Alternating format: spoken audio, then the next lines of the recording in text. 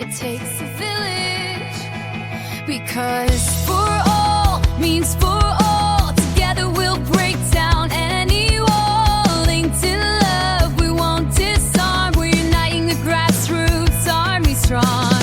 So press play, feel the spark. This is where the movement starts. It takes a village and we're the proof. Truth in action, raising the roof. It takes a village. It takes a village. We rise together, louder than fear. One voice, one fire, crystal clear. From every banner, every street, unity moves on dancing feet. We rise together, we're strong. A million hearts singing one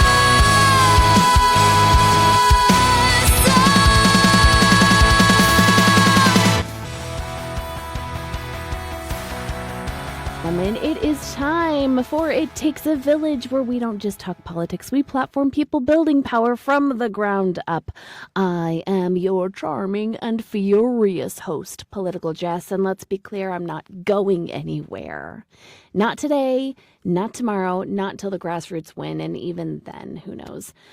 Speaking of tonight's guests, she hails from the incredible state of North New Hampshire, because that's a state. New Hampshire folks running for Congress. In which district are you running in? Remind me. New Hampshire's second congressional district, here to shake things up in the best possible way. Please give a warm and rowdy grassroots welcome to the incomparable, the amazing Paige, please forgive me, Beauchemin? That was perfect. Did I do it right? Perfect. You really did. Okay, so when I was teaching myself how to say your last name, I was sounding it out. I'm like, I'll bet it's Beauchemin, and I'll bet nobody says it right, and I'll bet that it's Beauchemin. So I'm gonna go in there with Beauchemin, and I would have been so. And I have one of those last names. I should know better. So, yeah. That's it. It's Beauchemin. Yeah, it's fine. Yeah. I love it. It's French. I live near Canada. We're close. That checks. That checks out a lot. Okay, so there's two questions that I ask every single candidate when they come on my show. Okay, our show. It's mine and Kaylaw's baby. The first question is, you've heard of the straw that breaks the camel's back, right?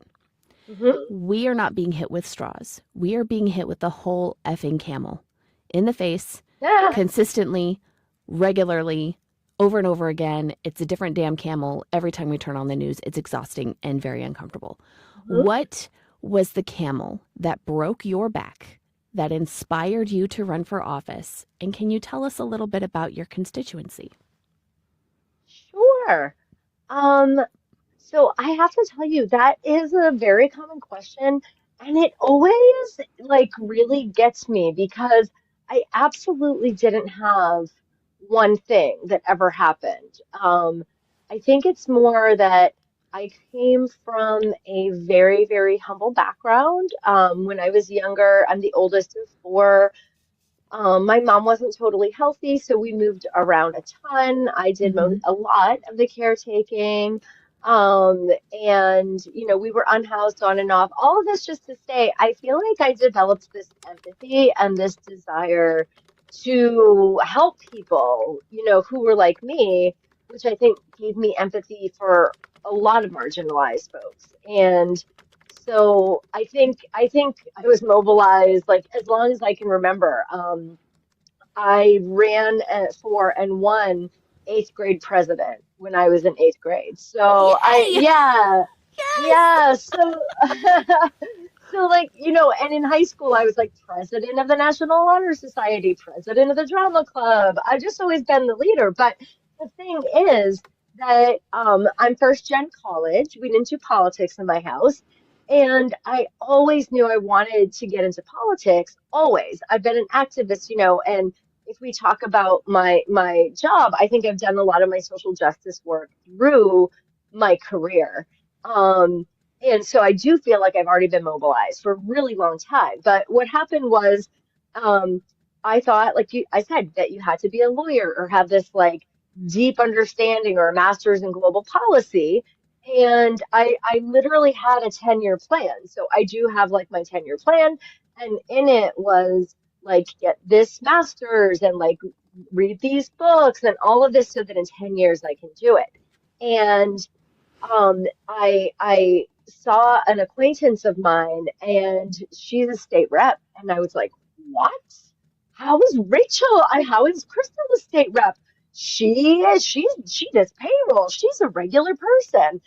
And so she had coffee with me. She told me all about it. And we can. I'm happy to answer any questions, but the House of Representatives in New Hampshire is extremely unique for a lot of reasons, and it does have a unique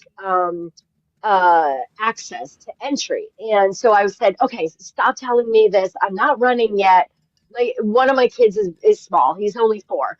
And 2 months later, she texted me and asked me to do her a big favor because the one of the reps in my district had resigned and they were looking for somebody to run in a special. And at the time, I still am. I'm a women's maternal child health nurse, and it was right when Roe v. Wade was being overturned.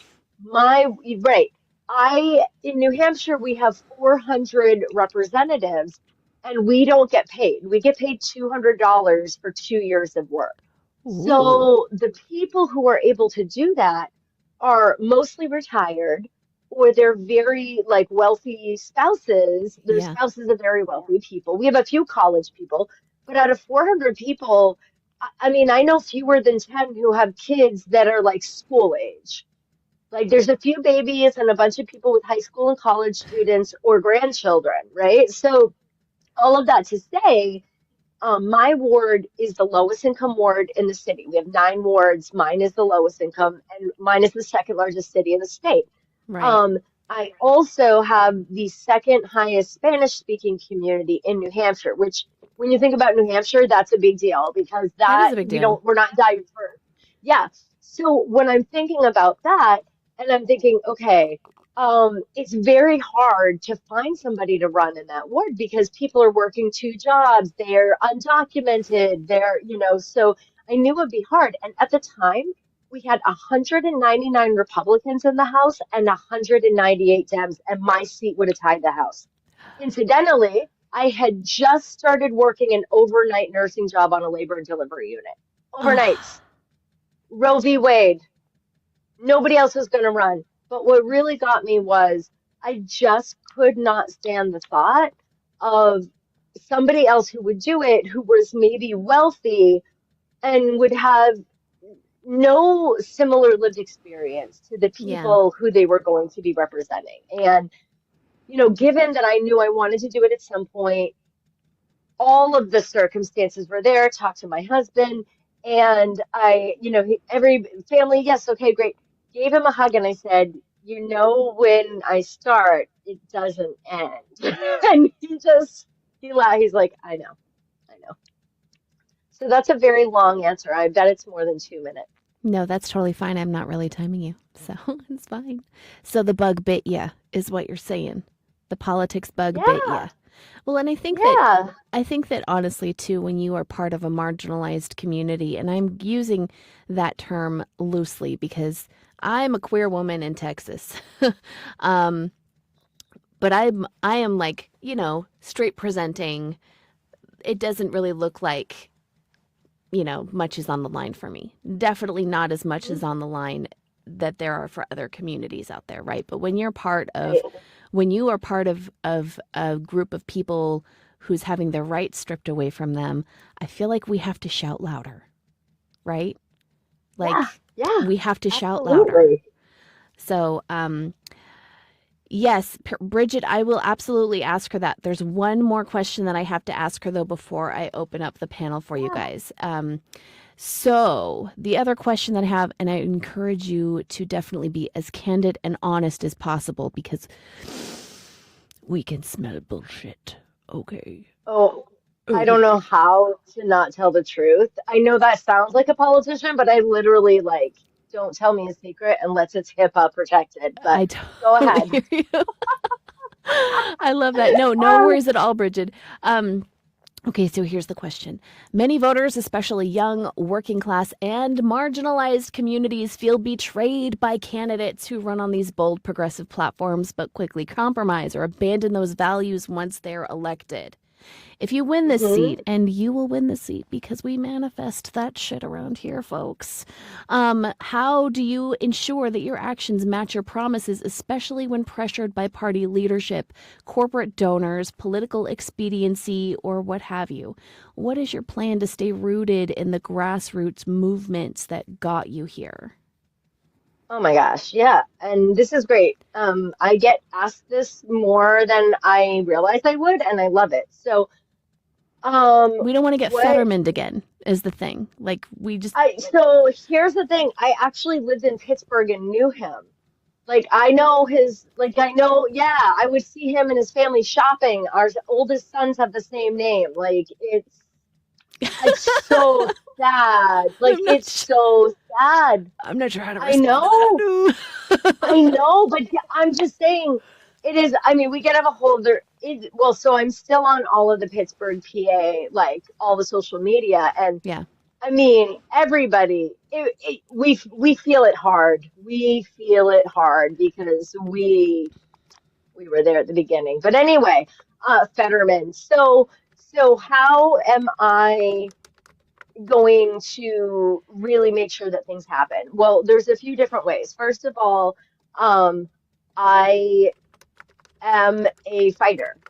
When you grow up very under-resourced, you learn very quickly how to find your resources and Yeah. how to make things happen. And so I'm very used to doing that in the New Hampshire House, I can tell you.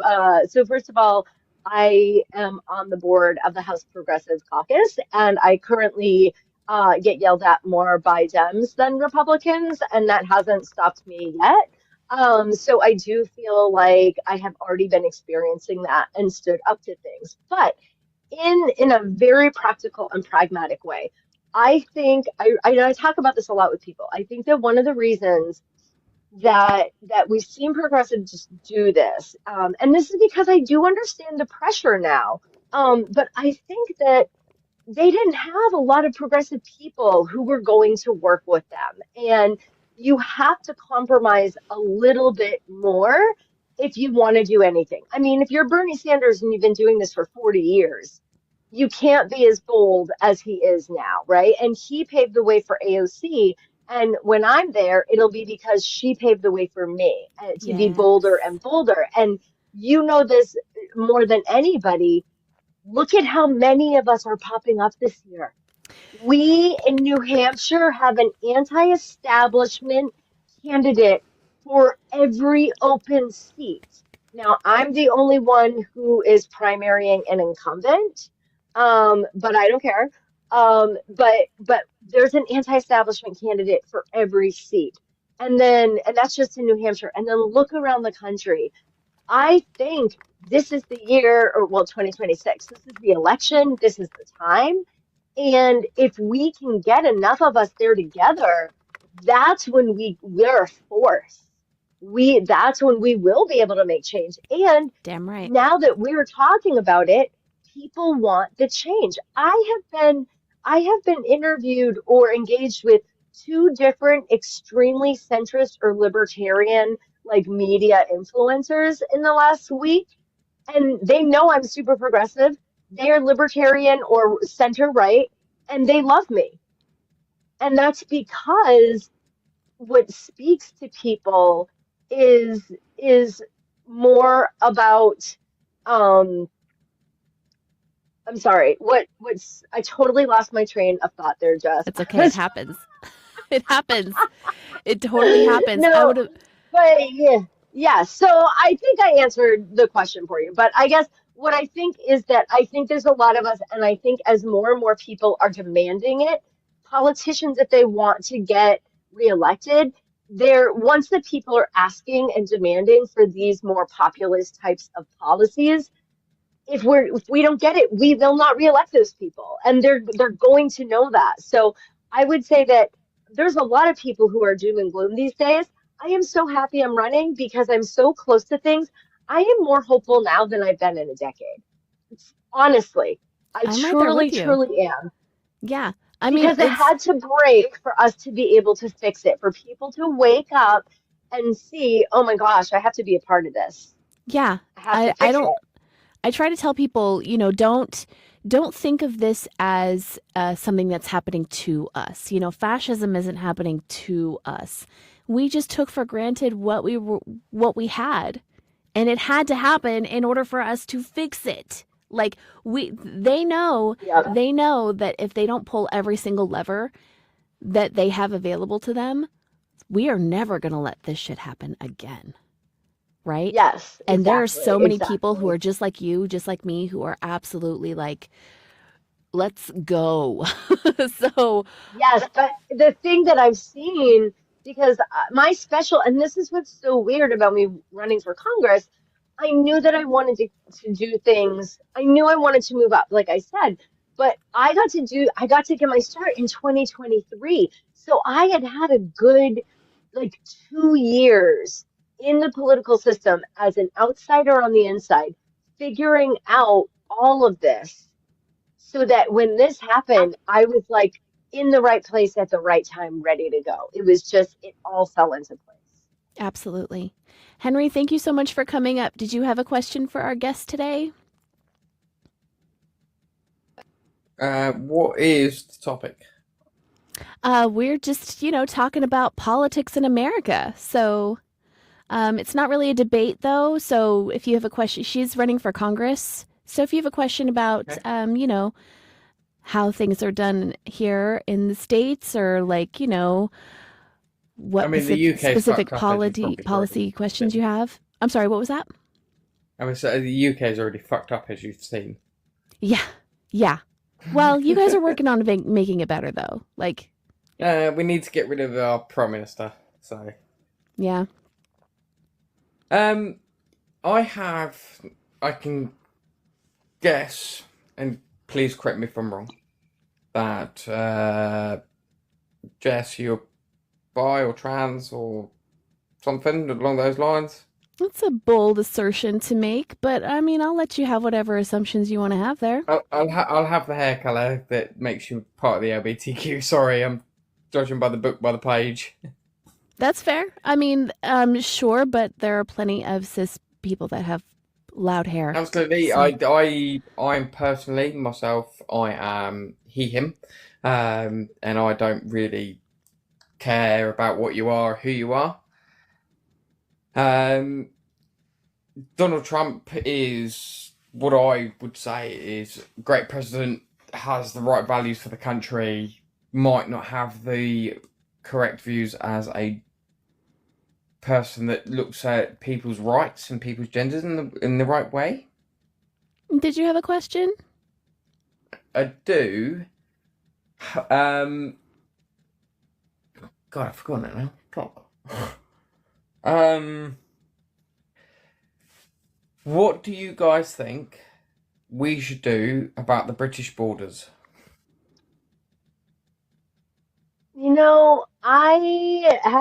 I have not looked into that at all. I am primarily concerned with the needs of folks in New Hampshire, and that has not been something that anybody has brought up to me, and so it's not something that I've prioritized. So Yeah. we currently received nearly 100,000 illegal immigrants. Okay. So how would you think the best way to deal with the illegal immigrants are? In Well, nobody's in illegal the If you US? want to run for Congress, in the then you need U.S. Yeah, to come up with a good in the US? Or in the you United said Kingdom, Yeah, I'm going to go the ahead and UK. drop. yeah. I appreciate you coming up, Henry. Thank you so much. I'm going to go ahead and drop you, though, because we're focused on American issues, things that are impacting our country. It's really difficult. Yeah. They're not illegal, they're undocumented. There's definitely a process for that. And I appreciate you coming up. Lots of assertions made there, lots of weird stuff going on there. But yes, Immigration. Do you want to tag on to how you feel about immigration and what you would do to handle? I feel like that's, yeah, thank you, I Tabitha. mean, I I'll We'll talk give him a about bone. I'll talk about immigration in the US, which is that it is a complete it's a complete distraction. And what is facing the people who I represent and who I want to represent is housing, healthcare, childcare, paid leave, peace, things like that. Like I said, my constituency is the second highest Spanish speaking uh, community in the state.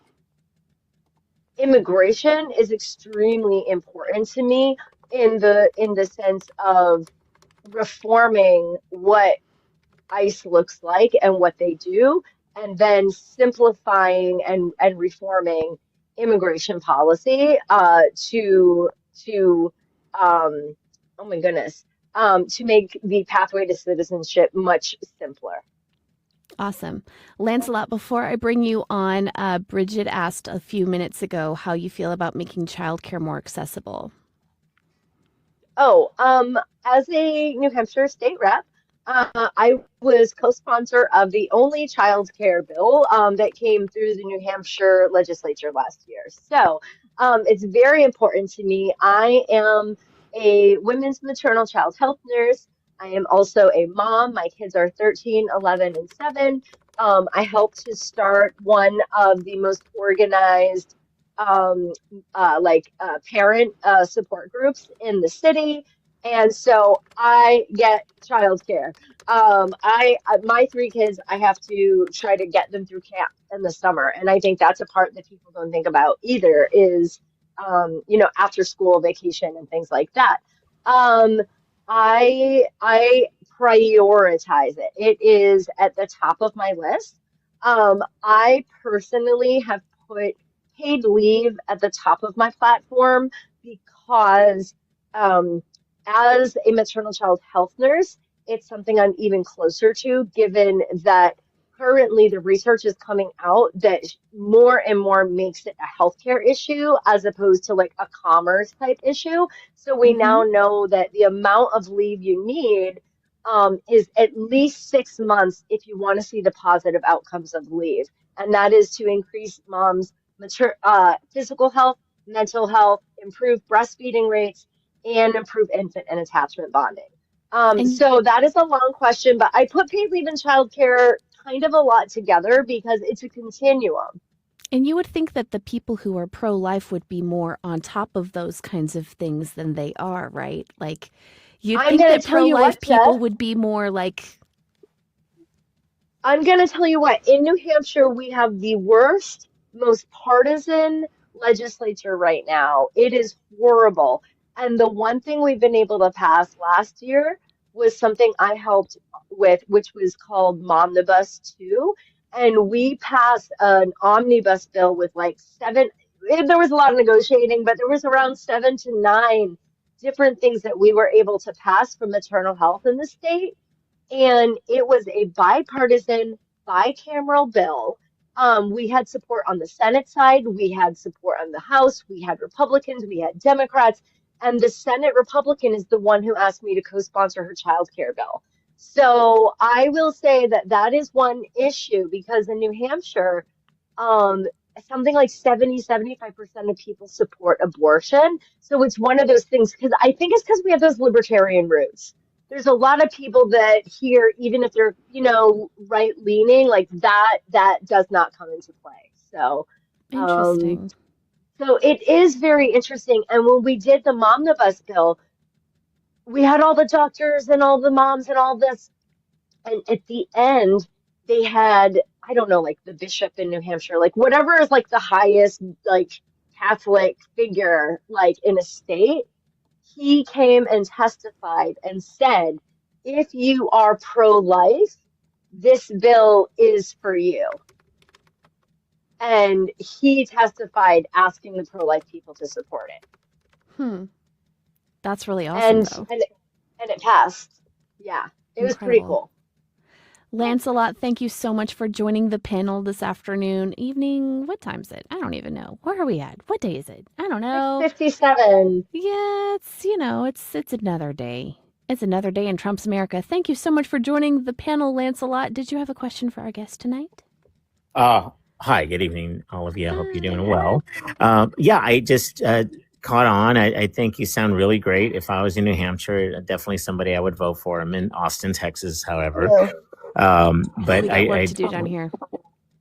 Correct. Yep. So I'm actually former law enforcement as well. I worked felony interdiction multi-agency task force, and yeah, and you definitely have to, I would say, focus on because ICE has kind of gone rogue right now, and I know a lot of individuals say they can do whatever they want, but they really can't. There's Graham versus O'Connor as far as use of force. There's something called USC 242 Section 18 where if you violate any person's rights, and that's what it states in there, any person's rights, and it's from 5 years to life imprisonment, and that's well into the next administration. But however, I was getting to as far as Congress and immigration is that, CBO office has immigration as a net positive to our economy. And, and I think throughout all this, Congress can do concurrent investigations. They can't prosecute, of course, but they can do concurrent investigations into violations of, agencies, what they do. And I think that's something that's going to be necessary, definitely coming in. And one last thing I think is very important. And I know a lot of Mag always talks about states' rights, but Trump just passed this EO stating about states cannot enforce any type of regulation on AI. Of course, Palantir and all these other guys, which is extreme. And I know they're talking about immigration taking jobs, which is really AI is really what their threat is right now. And Bernie Sanders was really the only person that's really pushing about we need to address AI. I think that's going to be the next administration is going to be one of the biggest things they're going to have to address. And I think that's where Congress really needs to step in as well. But thank you. Thank you. Thank you very much. I absolutely agree. I actually have worked in health tech as a nurse. I helped to build like digital apps for maternal health. And so I was kind of like listening. I was a little bit on the forefront of like AI because I was in the tech space. So it was like back in 2019 that I have been worried about discrimination built into AI and have been trying to follow it since then. So I am on board with being careful about it and definitely addressing it. And one last thing, thank you and I for bringing that up. apologize, and you can let me down, is that I really think Congress needs to assert its authority. And because, again, everything that's happening now is what Congress gives that authority to is Trump, and he's trying to take that, right? For instance, I think there is something to be addressed where the DOJ needs to be its independent agency without the influence of the executive, right? And again, where you have professional prosecutors there that are now again being used as dogs, right? Watchdogs by the, they're using as attack dogs. I apologize by the administration. And again, this needs to be an independent agency, and I think that's something that maybe needs to be addressed as well. That we make sure something like this never happens again. But thank y'all. Y'all have a good evening. Thank you, Lancelot. So much. I appreciate you. Yeah, it definitely needs to be regulated. Here's how I feel about AI. AI is a very powerful tool. The bad guys are going to keep using AI for bad things. And, we have to be able to use AI to combat that. It's a fabulous tool that absolutely needs regulation, much like when back in the 1900s when the Industrial Revolution was coming and they started building steam engines and it was polluting the air and you couldn't breathe in downtown and people were throwing their fecal matter into the streets and stuff. That had to change. Like, it had to get better. It had to evolve.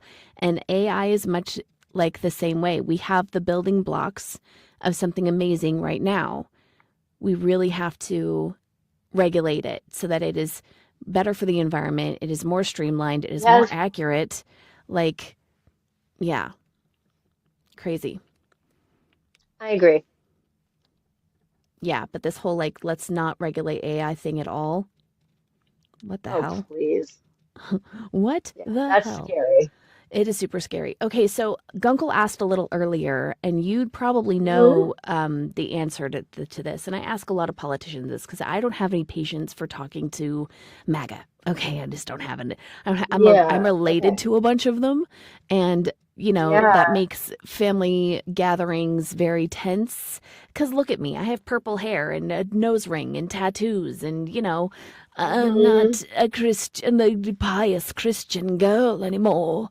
Like, um, so how do we address yelly politics, as he puts it? How do we stop the yelly politics from going forward? Because right now, all we're I, doing is screaming at each other. oh, You see what I'm how do saying? we stop the I do. And it's very interesting because this conversation's happening a lot right now with Democrats and what we should be doing. And the interesting thing is, I actually have a different answer if we're talking about me as a politician and we're talking about politicians versus if we are talking about, say, you just with your family members. I think that that's a different answer.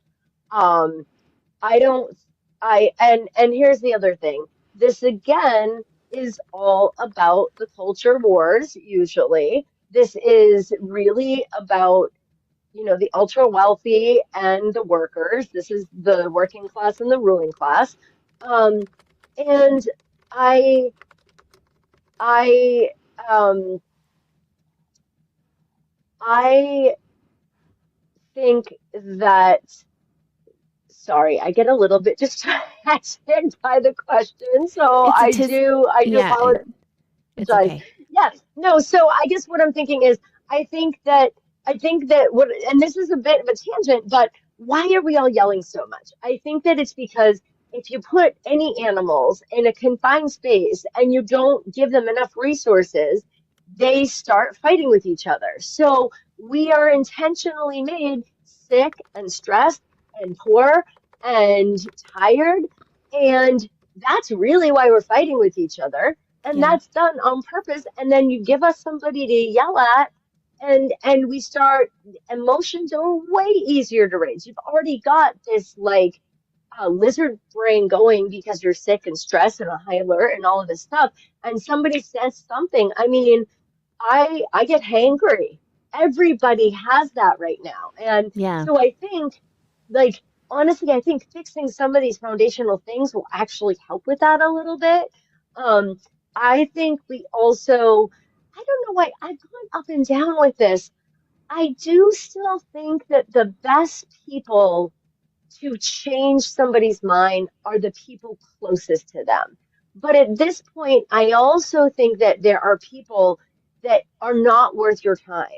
Not like as a person, but like not worth your time to try to change their mind if you want to argue with them. So I think there's some MAGA people that like just don't try to change their mind, avoid them, do whatever boundaries you need for your own mental health. But and so avoid them, right? So the yelling there is squashed because you don't engage. There's nothing you Yeah. can do. But with the people who you can, it's all about asking questions, going in with true curiosity and asking questions. I am not saying it's easy. I'm not saying I'm good at it, but if we all ask more questions, we would find more common ground. And I think listening to understand also, I am horrible at that. I am so much better at listening to respond than I am listening to understand. That is something that we should all be better at. Present company Yeah, it's included. hard. So, Yeah, you know. yeah. So, yeah. Okay, so the other question that I had was from Scotty, who's in the chat, wants to know how you feel about the Amnesty International report card. I have not heard about that. That is a piece of news that has somehow fallen through the cracks for me. It's not surprising, honestly. It's yet another camel that we're getting smacked in the face with. It's how do you keep up? How do you keep track? I don't know. Scotty, do you want to come up and explain um, what you know that we do not know? And then we can all be educated It is very important to be educated. Hello, my friend. You are muted. Hello, how is everybody? Marvelous. How are you Hi. doing? My understanding is that Amnesty International gave us a report card and is filing suit for crimes against humanity for Oh, torture down in Alcatraz and for other inhumane practices by this government. Wow. okay. My And jaw that's stayed what, firmly in place. and that is exactly why we will not go to the United Nations to get our report card from the United Nations at this time, is because of what they're going to say about it all. Oh, yes. So what the question is, what do I think about that? Yes, apparently Yeah. you haven't heard anything about it though. So, Yeah. No, but I do, now that you said that, I didn't realize it was I didn't realize when you said Amnesty International report card, I didn't know about that, but I had heard when you said that it rings a bell that I'd heard that there was some kind of humane something who was talking about that. So, I don't know the details again, but in terms of alligator Alcatraz, I think it's inhumane and disgusting. And given that we continue to do illegal things and torture people here in this country, and apparently we cannot stop that internally, I would be very glad for any help externally to impose some accountability of humane practices here. So Yeah. yes, that is my answer. well, and the sad part of this is that if you was to ask the general public right now, there are a lot of the general public that thinks that that is closed at this time, and it is not. It is not closed. They have not ceased operations. They have gotten a bad report card from everybody and everything, and they haven't ceased operations there at all. But I have talked to many, many people that have thought that it is because of what has turned around. Hmm. I think I thought it did because I thought that it had been shut down because of reports or something. So maybe And I I need to think a look lot into of that. people have thought the same exact thing, That was and the whole that is not point. Yeah. so. That was the whole Yeah. point. Yep. Oh. And people Oh. continue to get sick and unalive and, you know, thank you for Yeah. that, by the way. So many And camels. as I said, our government will not step in front of the United Nations right now because of what's going on right now. Yeah. Yep. And people across America, I don't know how many people understand that. Yeah. Yep. You're not on the I right side of history in this. Oh no, we're not on the right side of history with a great many things that is happening under this administration, and I welcome. And are you familiar with Article 2, Section 4? Do you think he has crossed that line? Yes. Oh yeah. Absolutely. Yes. So have we filed the necessary paperwork to move on with that? So impeachment papers were filed again this week, and 23 Democrats voted against it. Cited in that video was what he said in remarks about the seditious six. So very ironically, my opponent in this race is one of the seditious six. And she is also one of the 23 Dems who voted against the impeachment. Are you laughing at my cup? I am laughing at the fact that the impeachment papers were partly of her and she voted against them. That's crazy. That is. And that, yes. And the irony that the video was about standing up and being a fighter. That was the whole message. And then, so what you say is one thing and how you vote is another. And that right there, Jess, is why I'm running. That is why I'm running. Yeah. I worked on the campaign of the current Congresswoman's opponent. So I Yes. worked on the other side last year. So That's right. What do you Michelle. think the Congress feels about the Electoral College? And if we do swing it and get it back in our hands, do you think that we have the ability to get rid of it? I do want to get rid of it. I do not think that it appropriately represent it. What it does is it gives some people their votes more weight. So no, I don't think that we should have the Electoral College. We've seen twice that it doesn't work, and that's awful. It's Yeah. also completely rooted in white patriarchy and classism. So yes, I'm very much against it, and I do think again, if if we can get enough anti-establishment candidates to get elected this year, I think I am excited for sweeping change. That's what I'm asking. If we do sweep it and it goes blue wave, do we have enough progressive enough to get rid of the electoral college with the candidates that you are seeing presenting themselves? Well, I mean, I don't know that because that would be a little bit of mathing, and I don't know who will win yet. Jess might even have a better idea than I do of that. I But think so I it could should throw be that in the on you, future Jess. plans of everything. I mean, when we're looking Yeah, ahead, this is what we're looking at. Yeah. I will tell you yeah, that yeah. the candidates that I have on my show, on our show, they're mostly they're on the progressive side, and they are tired of this shit. And yes, if every single one of them were to win, Scotty, then yeah, we would get some real big changes, and we'd get them real quick. Exactly. Because these Exactly. people I are, just don't know how many will win. yeah, but these people that are running in like deep red places, right? And they have a ton of support.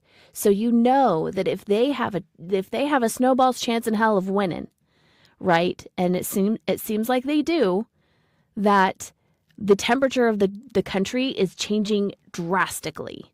And we're going to And be able to really do, rapidly. yes, we're I'm going a to be able to Joneser, do some so amazing things. I'm handing it off. I'm a Joneser, so what I want to make sure is that you understand that this is not done in vain. This part of history did not happen in vain. That no. this is actually is a bringing to a point and ahead of some of these ideals that we either are or not. There is no gray area of this anymore. So perhaps this is where this country had to get to finally get it to where it says, boom. Okay, well, there either is or is not. There is no gray area no more. You know, this is a bunch of crap that we're having to deal with this right now. And by being a child and not voting, this is what happens. So I'm hoping that it was a learning lesson for everybody. I also hope that it's a chance for you to understand that if you want to change, you're going to have to grab the ball and run with it. You're That's going to have right. to vet your people. You're going to have to look at your people and know who they are completely through. Our generation may have dropped the ball in so many ways, but you guys have the internet. You have the ability to know who you are voting for. If I would have had any idea that a man had 26 SA accusations prior to becoming or voting for it, I would have thrown it out there to everybody I ever talked to before I ever had a vote. If I'd have known the knowledge of the things that I was dealing with, the person that I was dealing with right now, and somebody had come up to me and said, this is why I want to vote for this person, I would have been able to come back and say, because he's a piece of crap, because they call him Don the Con, because he's got 26 essays, because he's got 34 felony. You know, I would be able to eat them up alive as we do today online. But Yes. and that's where we're at. We're chewing them up and spitting them out. We got the biggest liar, the biggest con, the biggest thief, the biggest racist, Everything. fascist, dictator, wannabe son of a SOB. And that's what they got. And that's what happens when you do what you've done. So I hope everybody's learned. I hope that this part of history is not in vain, that it happens for a very good reason, that people can actually take a hold of it, learn from it, and vet your people properly and get the right people in there that want your policies and want your way of running this country. And be an I wish educated you all the luck electorate. in the world. Yeah. Yes. Well, And so yes, get rid of the actually, electoral college because it stinks. I'd love Popular to vote is what it should be. yeah, and I just want to speak to that because this is actually a really big piece of our campaign. And, Ari is here, and I like to call this our campaign. I know a lot of Sounds the good, Jess. anti-establishment candidates kind of are. Is that something? Okay, so, um, w- so in our campaign, so first of all, as a nurse, I've done a lot of education. So I am like an adult educator. So given my lack of experience in politics, once I jumped in, I realized how accessible it is, not financially, but accessible in terms of the way people think that you have to be an attorney or have like a master's in policy or whatever. And so I realized there's just a few things that trips most people up from knowing how to engage in politics. And I think that just like we have intentionally done all of these things to keep workers sick and tired and everything so that they won't look up and revolt, we have also intentionally kept civic engagement education away from them. We have not centered making sure that all people know how to engage. And to some extent, that benefited the classes who are a little bit higher up on the spectrum of income. And so what this campaign is doing, I had designed a class to teach people. So I went to the Girl Scouts, I went to Dem meetings in towns, and I teach people the branches and levels of government. And then I show them all the steps of how a bill goes from being a bill to a law and all the places where you can intervene in New Hampshire. And I take them on our website and show them how to do the things. It's like an hour-long class. And so for our campaign, instead of just going into communities and talking at people, we're actually connecting with community gatekeepers at like the libraries and the community centers and the community colleges to offer our Civics 101 on New Hampshire politics so that people have the basics so that they're confident enough to understand how to even find the information.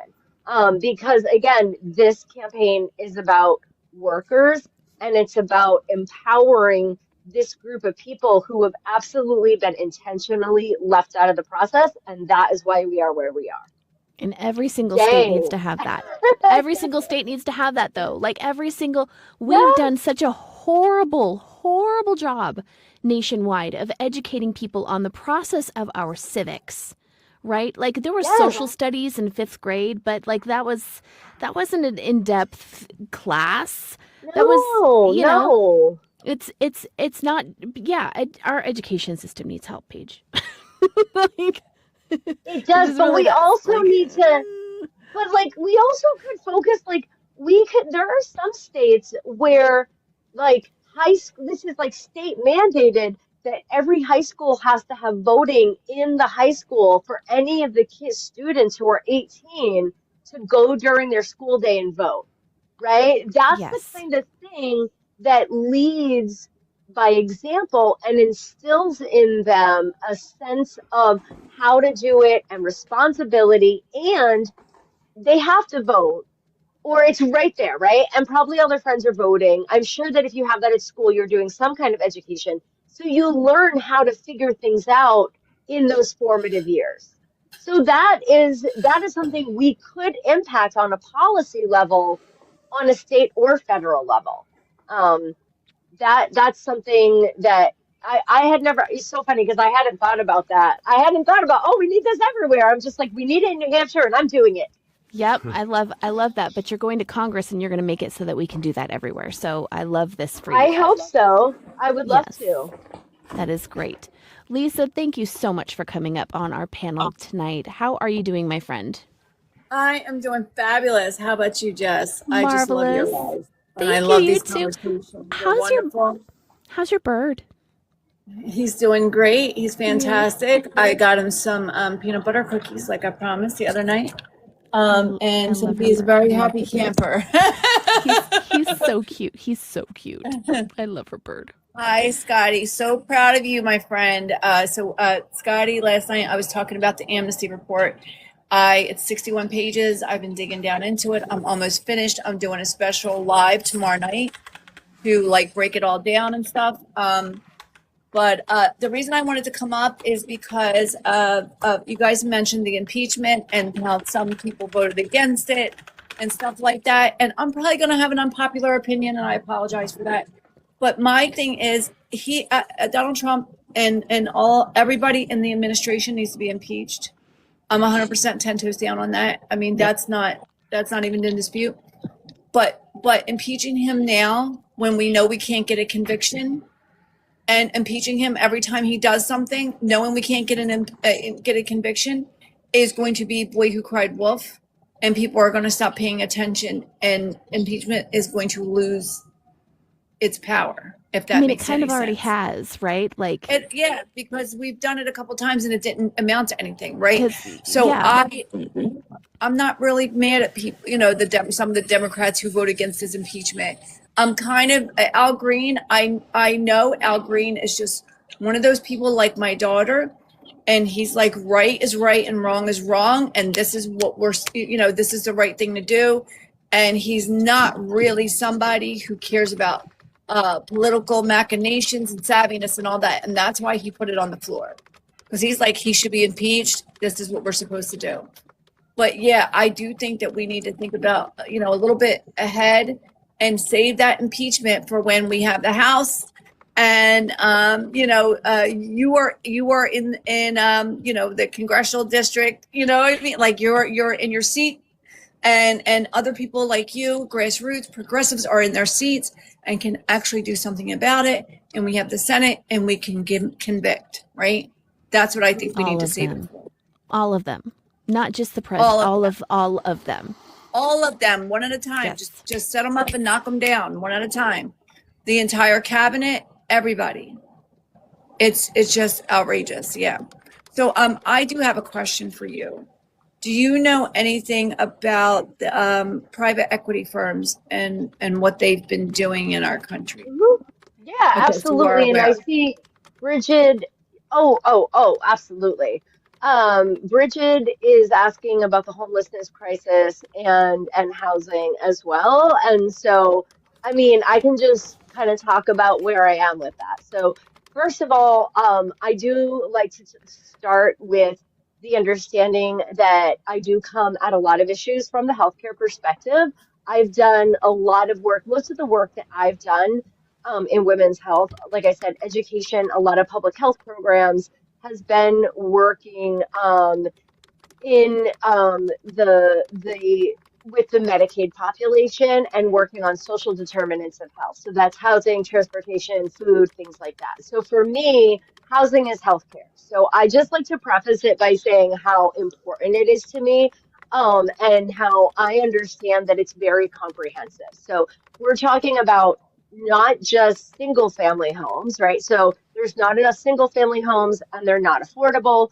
Rent is astronomical, especially where I am down in Nashua. I mean, across the country, but across New Hampshire, and like there are some places where it's just it's it's un it is not possible to live there, right? That's to the point where we are. And then of course we've got a huge issue with homelessness. And with Nashua being the second biggest city in the state, we've had some horrible experiences here recently where our city alderman voted to pass a law that criminalizes homelessness and will fine unhoused people $1,000 for camping on city property, which we could have our own show about. So all of that is to say that all of this is very important to me, all of those three, and it does not, there is no silver bullet. And a lot of people do talk about one area or another. What I know is that there are lots of perspectives, there are lots of very valid perspectives, lots of stakeholders, and I think that it needs to be a combination of um, reforming private equity from being able to buy up like all the single family homes. So I know that that's exactly what the question was. We also need to be looking at renters' rights. Here in New Hampshire, we this year passed a no fault eviction law. So now it's even easier to kick people out, which is horrible. And then we also obviously need to address buildings. So we can look at zoning laws. Another big thing that's coming up is the cost of housing supplies. It's simply not, it's almost not possible to build low income housing in a way that you'll even like break even. So we've got to look at all of those types of things. Here in New Hampshire as well, one thing that's happening is we have done a lot, like the majority of our housing policy recently has been focused on changing zoning laws. And one of the problems with that, especially when it comes down from the state instead of the city, is or the municipality, is that whole NIMBY thing. So not in my backyard. So we're mandating at the state level that we're changing these zoning laws. And the reason for that is sometimes people in the rural places will say, they kind of have like historical value or things like that. So they have all these reasons why they don't want to allow building in their area. And so that's why they say we have to pass it at the state level. But then they end up that some of them have very, very real infrastructure challenges when we're talking about sewage and water. So that is again why I just stress there's no silver bullet. It's extremely nuanced and complicated. And I think it's about bringing in the different stakeholders from all of those areas and really having a strategy. And I think another piece of that is we don't seem to have any kind of comprehensive strategy. This needs to be addressed at the national level because there's got to be a plan that has stakeholder buy-in that we can move forward with. I hope that answered the private equity question enough. Yeah. Mm-hmm. Yeah. Yeah. And especially, as opposed, with housing, but, I just did a story about, the private equity and the way that they have been bankrupting companies, right? Mm-hmm. And the banks have been working with them to bankrupt these, to do these machinations. It's a whole thing. And then the banks have been packaging this bad debt that they know is going to default, selling it to our pension funds. So now our pension funds are eventually going to, need bailing out. So these private equity firms have literally set up a situation, and the banks did set up a situation where a bailout is going to be needed, and we are going to have to allow it. As a matter of fact, we're going to have to beg for it because it's going to be our pensions, right, on the line, right? It's disgusting. It's completely disgusting. Yeah. They found a way to get another bailout, another taxpayer-funded bailout, and did it by going after our pensions, knowing that there would be nothing that we could do besides say, just throw up our hands, say, please give it to them, because if not, we're not going to have a retirement. It's one of those things where you have to laugh at it because of how ridiculous it is, so you don't scream. Yeah. And I was just, and I feel like I am in, I feel like I'm in an alternate universe, because I've been following this young lady, and her name is escaping me right now. Red hair, brilliant. She is a regular on InfoWars, of all things. The poor dear. Yeah, you know what InfoWars is, right? Yes. So, yeah. So, yeah, and she's brilliant. She knows private equity up and down. She exposes a lot of the stuff that corporations do. She's really, really good. And she's a regular on InfoWars. And I watched her on her show, and I watched them talk about the fact that the Trump administration on InfoWars is full of swamp creatures. Like, I'm like, am I in this, you know what I mean? Like, it's really getting bizarre when you start agreeing with InfoWars. Like, it makes you feel a little bit crazy. Yes. Yes. Oh my gosh. Yes, I hear that. That's funny. I mean, it's kind of like Marjorie Taylor Greene. Yes, I'm like, I don't even like to say her name, but I'm like, even if I did agree with her, I don't feel the need to put her name in my mouth. Like, I just don't need it. I don't need to bring her up, but I just did. So there you go. Aria, is that how you say your name? Aria? Yeah. That's her name, Tiffany. Yeah, Tiffany. She's brilliant, right? Yeah, absolutely brilliant. Yeah. I love her. I absolutely love her. She's amazing. She exposes a lot of stuff that's going on with private equity firms and corporations, and the way that they are actually unaliving people, right? They're actually creating really unsafe conditions at amusement parks. Kids are being unalive. They're poisoning our food, farmers and, the whole thing. And she's brilliant. And I really do feel like we're coming to a point where people are starting to get it, that it really is not left and right. It's up and down, right? Yes. It's up and down. Yes. And, Yep. and I think that we need to come together, and I think we need to start forgiving each other for falling for the okie doke, because I think we all fell for it a little bit, right? The propaganda Yes. that, what I mean? And just you say, all right, yeah, we were duped. We got, we fell for it. We fell for the okie doke. Now we need to forgive each other, and let's get this done. Let's get to Fix work it. and fix our country. Yes, because we are either the land of the free, home of the brave, or we're not. There's no gray. Yes. There's no gray area, right? No. So Somebody said, Jess, that we're no longer a country, we're an economic exploitation zone. And I felt that before. in my I soul. felt Ooh, that hurts. Yeah. Ooh, that hurts my heart. Yeah, it is. We're not a country. We have work to do. We're doing it. All right. Though. We're doing it. Yeah, we are. Well, thank you so much for having me up. Thank you so much for answering my questions. It was so nice to meet you guys. I followed you both. I'm gonna get back to work on this amnesty. I'm looking report. forward to that tomorrow. I Yes. followed you back. I'm looking forward to seeing that. So Yeah, I'll Yeah. be on. I'm I'll definitely be looking up forward around to it. 7:30, 8 o'clock. Okay, guys. Awesome. All right. Yeah. Amazing. And Thank everybody you. in the chat, please follow Lisa. She is incredible. Like I love hanging out with Lisa. She's great. So thank you so much for popping up, friend. You are welcome Yep. anytime. Okay. Yep. Thank you. Have a good night, guys. Bye. Bye. So I've got some good news. Some good news here is that New Hampshire's not doing too bad when it comes to like the national rankings, right? Education, you guys are number 5, K through 12, number 6 overall.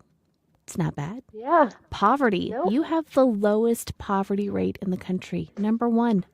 Number 1. Mm. That's amazing. Employment, number 6. Number 7 for the hardest working. Your taxes, Hell yeah, we are. number 3 for tax competitiveness is the lowest burden. And overall popularity, number 2, best state. I mean, can we get some W's in the chat for New Hampshire? Because that is amazing. Yeah, Brayton, I feel you. It's very different to see all of those things compared to a state like Texas, for example, when we're like Sure. the bottom Well, on all of you it. know, sometimes I will say some of the New Hampshire scores get skewed a little bit. Not like education, we're awesome, but New Hampshire is like one of those like it's like the oddly weird like one of those places where like fancy intellectual people come to live when they get old. It's like the anti-Florida old people that want to like retire in the mountains or something or like on a lake. And so we do have a lot of like very wealthy areas and wealthy people, but they're very concentrated. So then there's still a lot of cities and towns that are living in a lot of poverty. And in fact, we are in an education crisis here in New Hampshire because despite the fact that we have one of the best educations in the country, we score among the top. We, I think, come in last in how much we pay per student.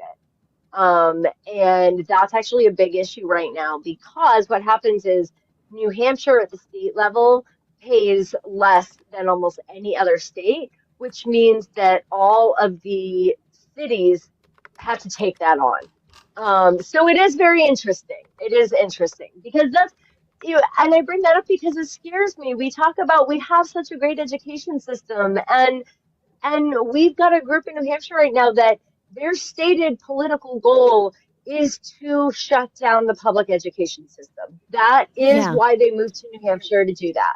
Yeah. So that scares me. And I thought, because Bridget said, like, what's your favorite part about New Hampshire? Like, I was born and raised in New Hampshire, you know? What do I love? I didn't realize I loved it till I moved to Pennsylvania, and then I missed it and made fun of people from Pittsburgh all the time. But I love Pittsburgh. I love Pittsburgh, PA too. But no, where else can you, well, because like I'd be in like, like Western PA, and they'd be like, let's go for a hike. And I was like, that's a hill. Like what? Or I'd be like, I miss the ocean. And they take me to Lake Erie, and they're like, it's just like the ocean. And I'm like, no, No, it's it's not. not. It's not. So like New Hampshire is so cool because like you can get from the two most furthest points, you can probably drive across in 3 hours.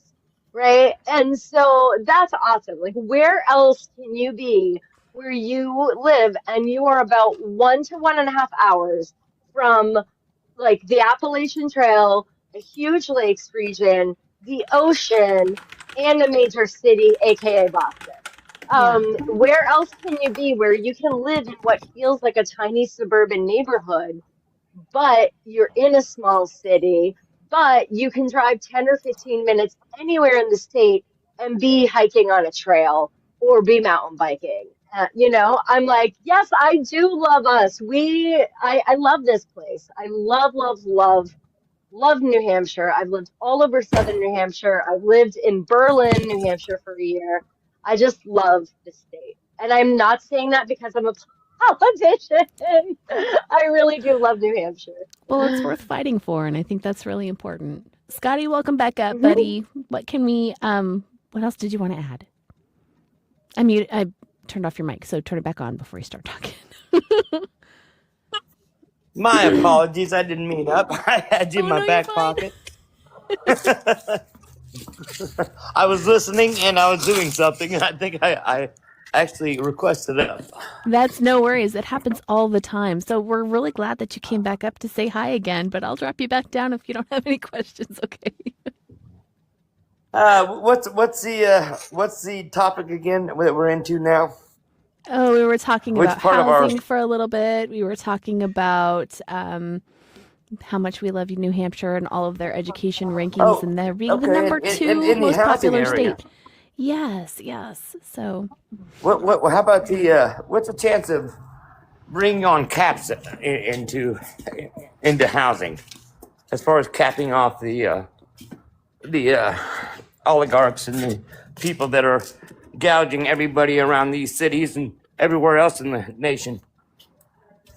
What Like, is about like getting, doing what getting- to change that to where we're not being overrun by the financial system in order to buy a house. people to have two Man. incomes just to be able to afford an apartment someplace in a part of a city or something. It's just yeah. it's ridiculous. I mean, Scotty, where do we even start? Where do we even Exactly. start? We How start. many, for a kid to get Yeah. out on his own is almost impossible these days. That's why we got them living at Oh, home it till is they're 23, impossible. 24, 25. I'll tell you what, I have had, I've been on the campaign trail, and I have had more than one person who is, has kids in their, let's say, 20s and 30s, like childbearing age, where they would normally, often be becoming grandparents. And their children have told them, I'm sorry, but we have had to make the decision that we will not be having children because we can't buy a home that's big enough. There's no way we can afford childcare. We just have to make that decision. So I would say where I am, it's already Absolutely. happening. It's happening, and it's unfortunate that trust people me, it's didn't everywhere. listen earlier. Yeah. Yes.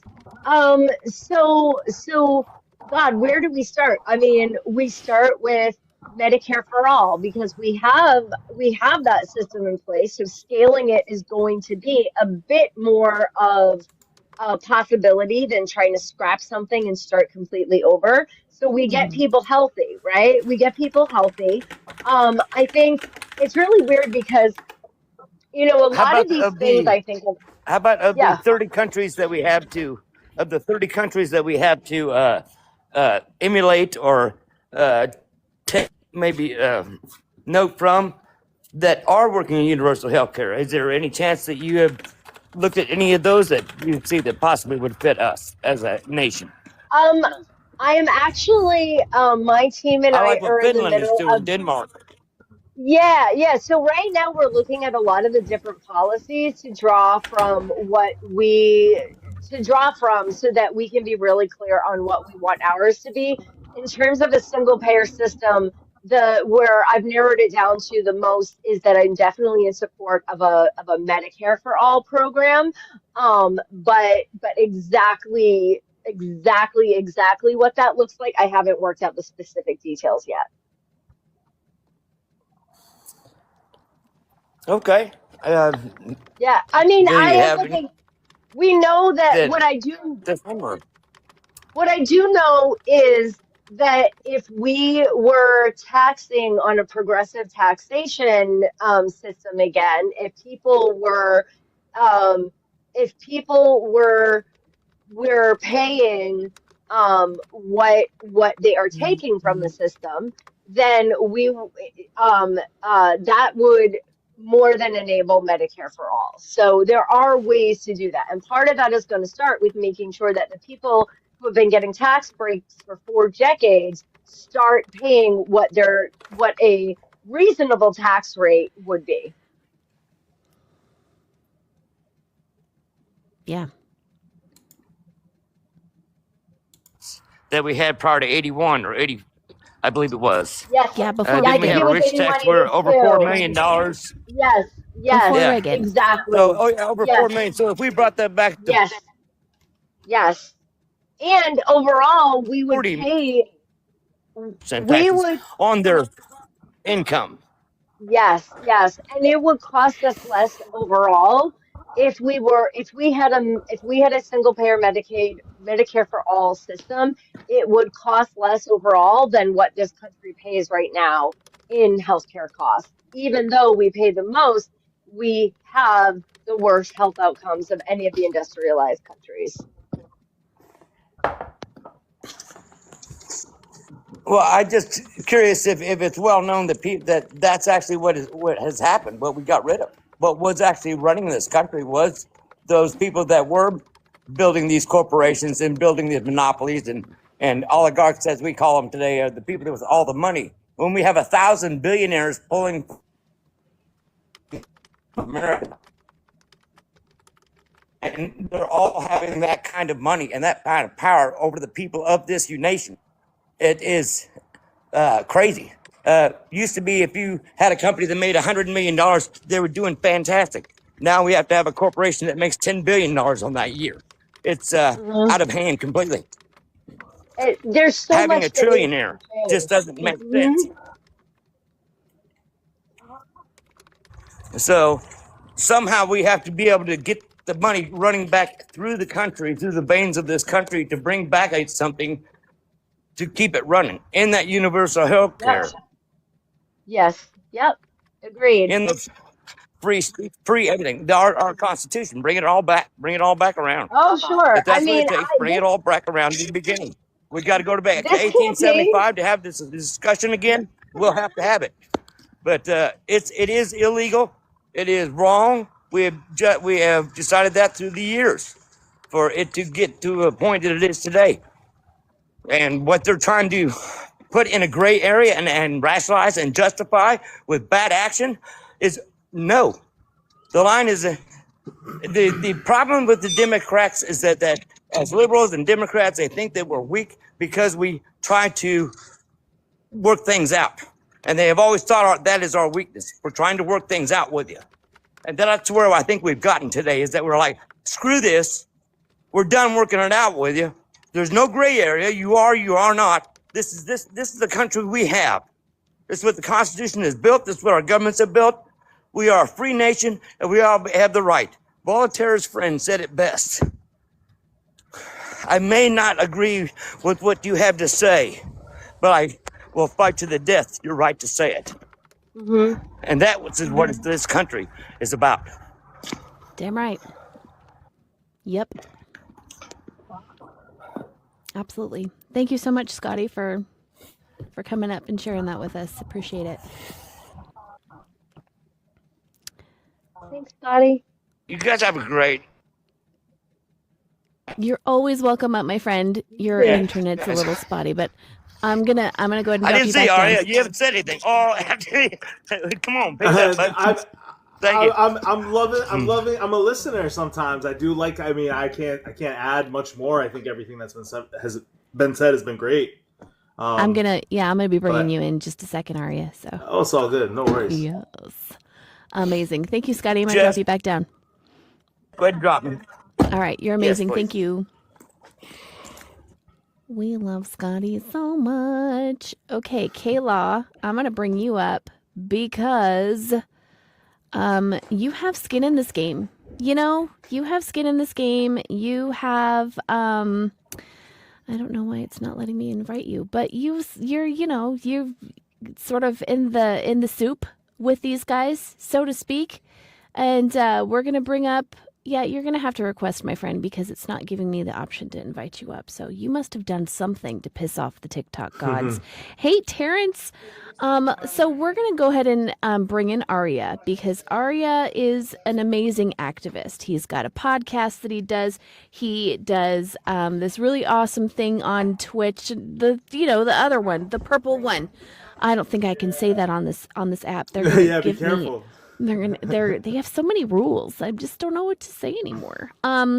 Yes. So Aria is amazing people. So if you guys are not following Aria, please follow Aria. But Aria, I wanted to bring you in and talk to you about how you see Paige's campaign going. I understand that you're involved in the campaign.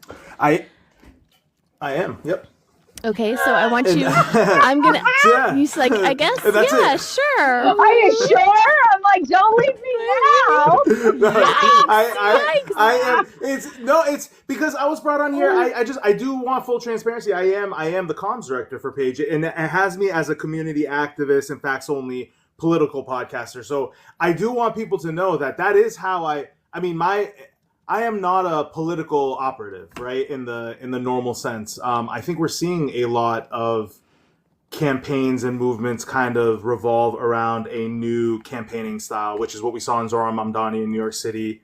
And I literally met Paige in a bar that we were at, like a podcast get together. It was like a live podcast not show. like that. Yeah, not like that. It was like a live podcast with my co-host, actually, who's in here. Hi, this is Marissa. She's my co-host who's in here as well. The two of us, yes, not like that. She has her own podcast in the bar, and we ended up meeting there for the first time. So it's a good way for me to blow up her campaign before it even gets started. So, yeah, I told you I shouldn't have said anything. I shouldn't have said that. I was working for your campaign. Unbelievable. Oh, funny. Okay, no, let me just set the record straight. We met because that class I told you about earlier. He saw the class and took the class. We met in real life at the bar, okay? I met Pat Lynch at the same bar. Yes, and David Bates. David Bates and Joe and Marissa and Kenzie, they were all there. And Bree, they were all there. Absolutely. Geez, got me sweating. I never sweat on my own podcast. I'm sweating on this podcast right now. Unbelievable. But no, seriously. Yes, it is. It's a kombucha establishment. It is. That's the other thing. I'm like, it's a kombucha bar, okay? Like, it's a kombucha bar.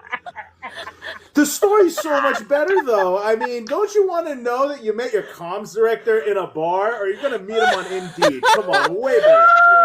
It's a way better story that he saw me on TikTok and took my Zoom class, and now we just comms. No, that is a much better story. I am running as a mother. I'm running as a mom, okay? A cool mom. The coolest mom ever. Yes, but not a milk, okay? We're not going the milk direction. Oh my God! I'm getting fired. I'm getting fired after tonight. No way! You are the best hype man ever. Oh, too kind. Amazing. Too kind. Oh, Amazing. this is why Arya and I work together. It was like from the second he took the class, this is like we had never met each other before, and this is it. This is you're So, gelling together. This is just your it looks energy. like, This is Absolutely.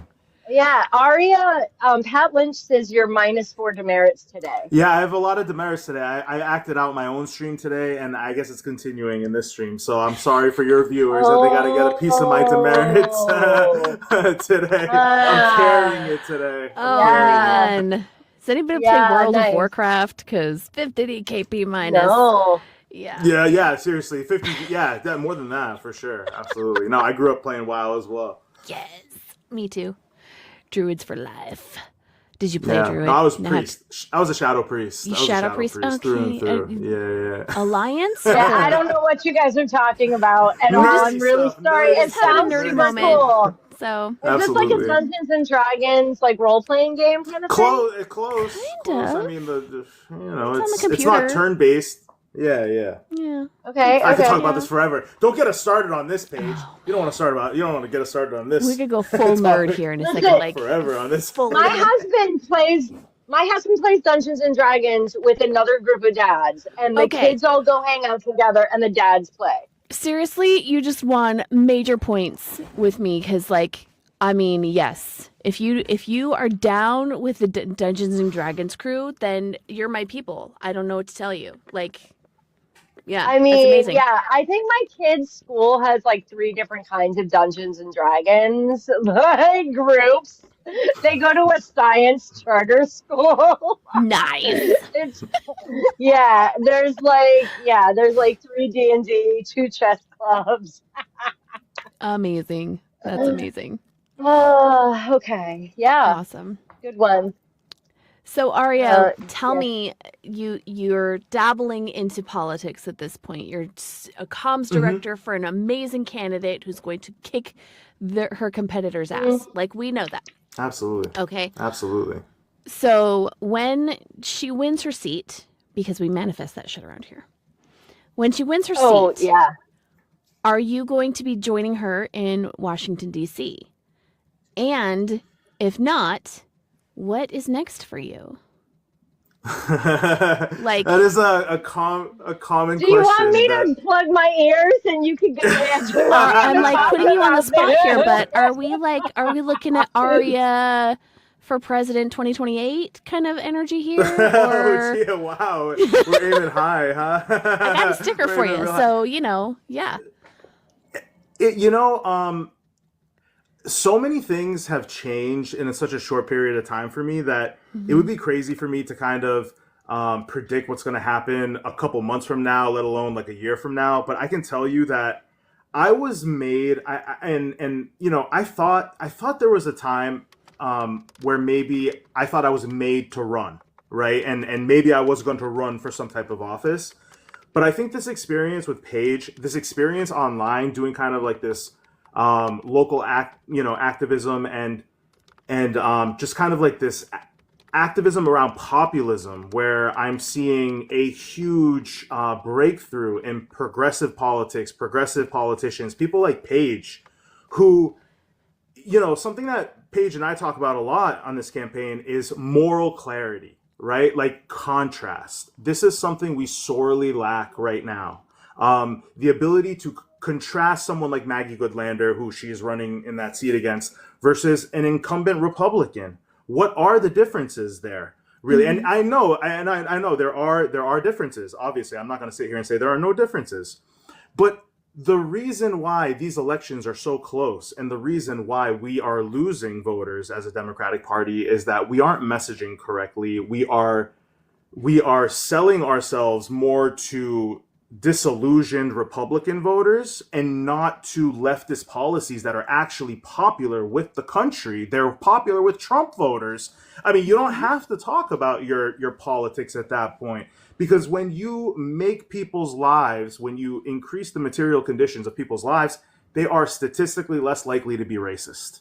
They're statistically less likely to be bigoted in any way. It's just human nature, and there's a lot of study behind that, and I truly believe in that. So as far as what my future looks like, for me, as I love Paige, and I think Paige is her horse is connected just as much as all the other progressive candidates here. I do believe that a rising tide lifts all boats here, and maybe I would love to be in DC. I would love to be in DC with Paige. That's my goal, is to be in some important rooms with some important people. Maybe I can have some sway, not as a politician, but as a teammate of a politician.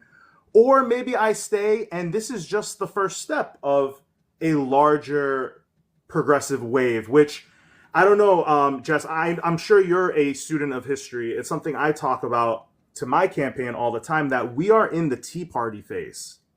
If you look at the Tea Party, and you look back at everything that was happening at the Tea Party, all the metrics are the same here. You talk about our affordable. Yeah, go ahead, please, if you agree with this. I'm so glad that you said that. It's something that I draw a lot of comparisons to regularly. We don't have, puppy kicker Trey Gowdy to dampen our spirits every freaking day. But by golly, we have so many amazing people who are building this coalition in the same playbook that the Tea Party did. It's exactly the same. Exactly the same. Exactly. And just to piggyback, because I'm so excited about this, that you agree with this too, that Paige and other progressives, they're going to have trouble, obviously, versus some of the bigger donors. But I remind people, Eric Cantor, the number 2 Republican in Congress at the time in 2012, 2014, he got knocked off by a guy who spent 20 times less than he did. He was the future Speaker of the House, Eric Cantor. He was going to, or the House Minority Leader. And he got primaried in a time where approval within the GOP was at an all-time low. It was at 31%. Guess what it is in the Democratic Party? 27%. Okay, so we're right in the same pocket there. And what the Tea Party did, they were a people in New Hampshire. In my own podcast, I rev up Paige as much as I can. That this state can send. We're not North Dakota. No offense, North Dakota. Okay, you do not need to rev me up, Aria. Okay. Come on. We are New Hampshire. Yes, we rev each other up. Yeah. Come on. No. Shit. I don't mean that. I don't mean it as a takeaway. I'm saying like. No. I don't mean it as a takeaway. It's just I am always saying that New Hampshire is more like, we're not North Dakota because we are a first in the nation primary. We are kingmakers and queenmakers out here in New Hampshire. Okay, so royalty makers. Exactly. So no offense, the Dakotas should be one state. You guys should get 2 senators. That's it. And like maybe add Montana to that too. I generally do believe that, again, a small group of highly organized, highly disciplined, highly energized, positive. Again, you need to convince people, not convince people, but people need to be excited to vote. They can't be feared to the polls. We are noticing that. You cannot fearmonger fascists anymore. They're here. Guilt. The fascists are here or now. Guilt. Exactly. I'm tired you have of to the give them a guilt North Star. Give them that North Star to go for. Yes.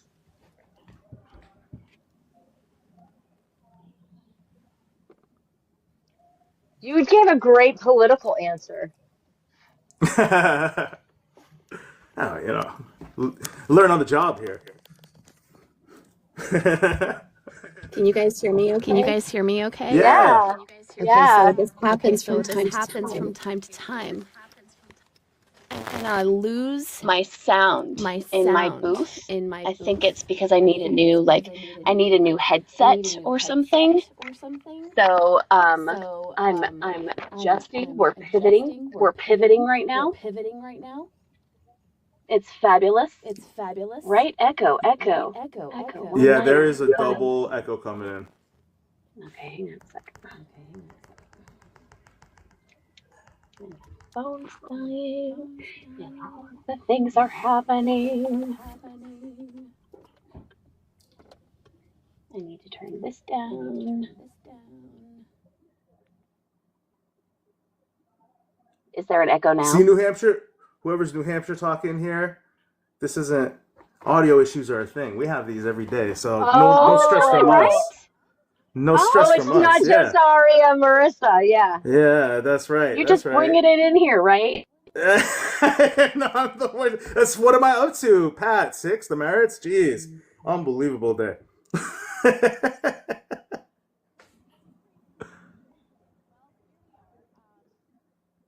Hang on. Nope, I'm back. Okay, can you hear me now?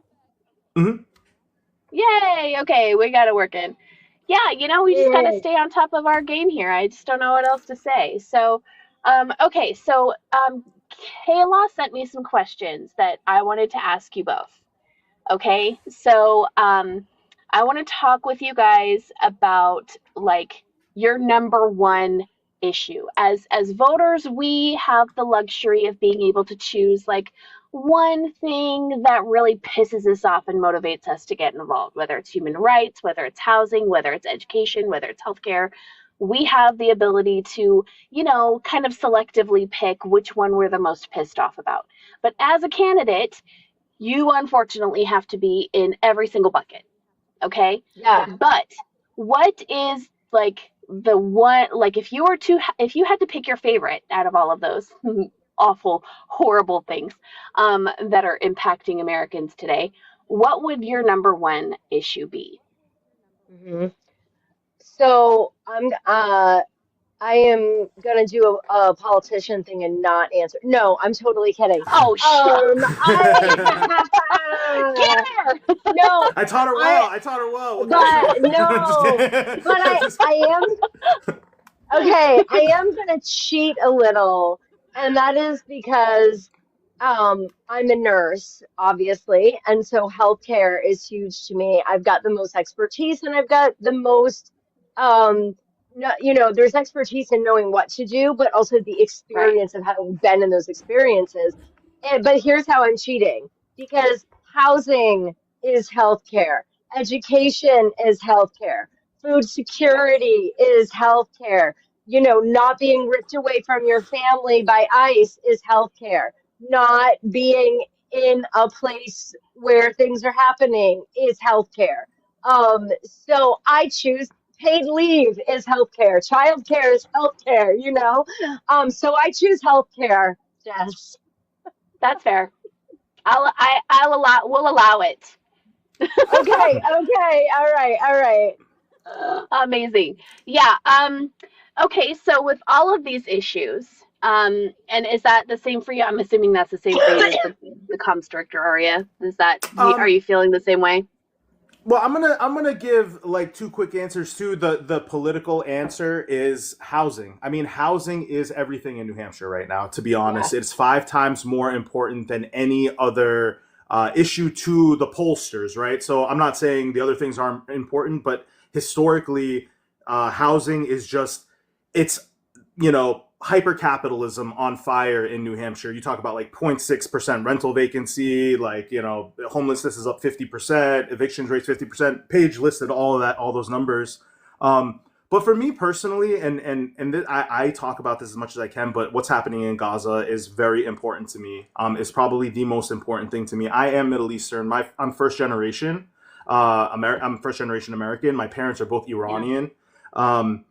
It's a very nuanced issue, and Islamophobia to me is at an all-time high right now in America, and I feel like both parties kind of use it as a cudgel. They use it to it's the one kind of bigotry right now that's state sanctioned, right? Like you can Oh, have the President Trump so sending bad.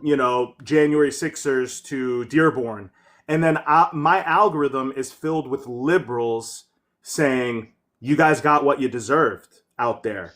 Nothing, you would never hear that about any other marginalized group in America, and I don't want to. I'm That's how they divide us, right? Ultimately, that's how Yeah. they divide us.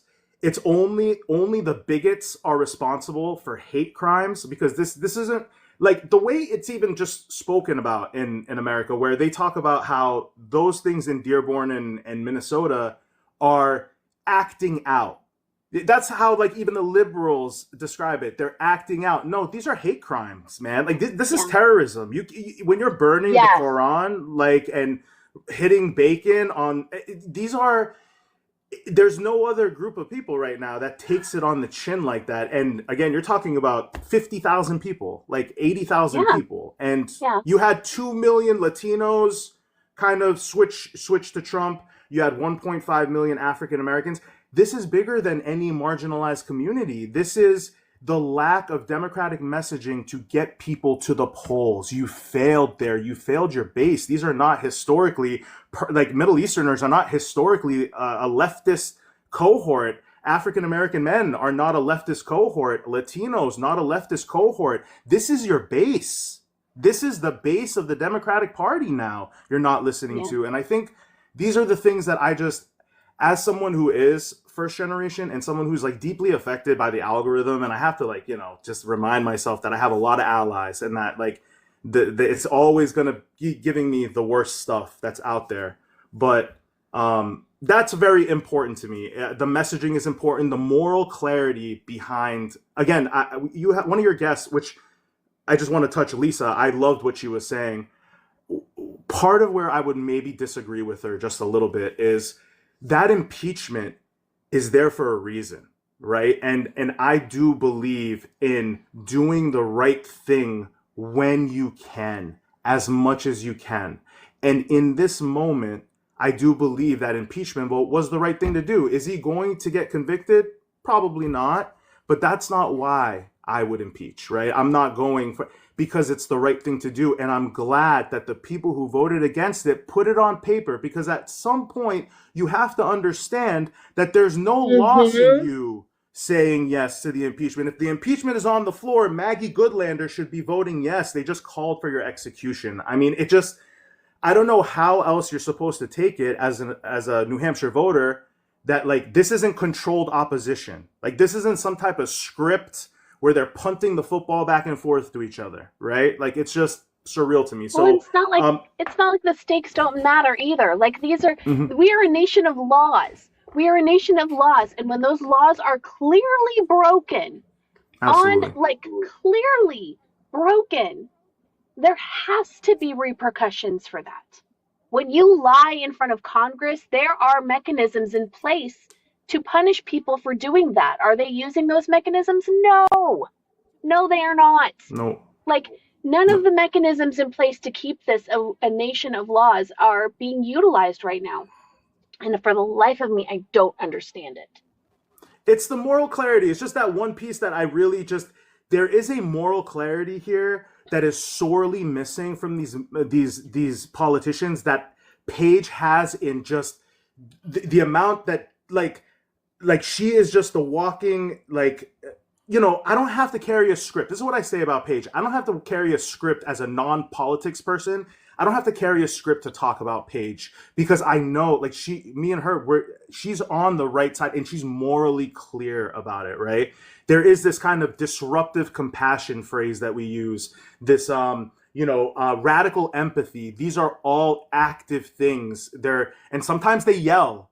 And again, I feel love that fights, exactly. And my thing is like, and I say this to everyone, I say, there is no, it's a quote, it's not my quote, it's that it's no sign of good health to be like well adjusted in a severely sick society. So if you're not screaming once in a while, if you're not yelling, I don't know if you're paying attention. I don't know if you're even alive or aware right now. I think the common emotion right now is anger and fear and passion. And I expect that from my politicians right now, at the very least. Yeah. I think that's fair. I agree. So Paige is like, yes, gold star. Good job. Yep. So check and affirmative. Yes. Out of all of these issues, affordability, democracy reform, human rights, immigration, all the things, Paige, I'm going to start with you. What ties these issues together in your political vision? Money in politics. Money in politics is the number one problem of, it is the number one cause of every single problem that we are facing. That and that alone. Not alone, but that is the number one. Everything else leads back to the money in politics. Yeah. So when you go to Congress, and you will, because we manifest that shit around here. When you go to Congress, what is the first bill you're going to put on the floor? Oh my God, that is a big one. Aria, what is my answer? No, I'm just kidding, you guys. I'm totally kidding. Let me at him. Let me at him. No, the first bill.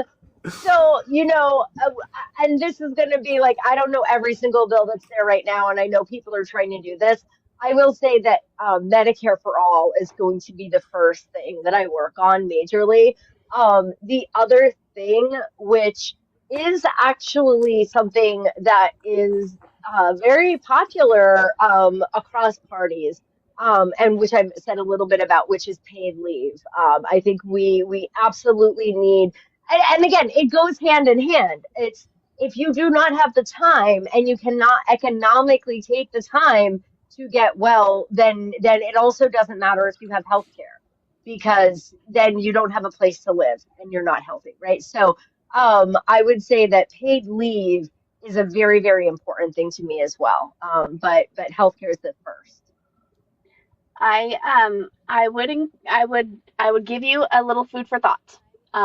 Okay, so to add this to your list, excuse me, of things that are on your radar, because like all of the camels all at once, they're just overwhelming, right? And it's easy for things to slip through the cracks. But here's what I'm going to tell you my story, and I tell this to a lot of candidates that come onto our platform here. I moved here about a year and 3 months ago from California. Oh. Okay. From California to Texas. In California, they had already sent me my ballot. I didn't send it back because I knew I was moving. But we moved at the end of September.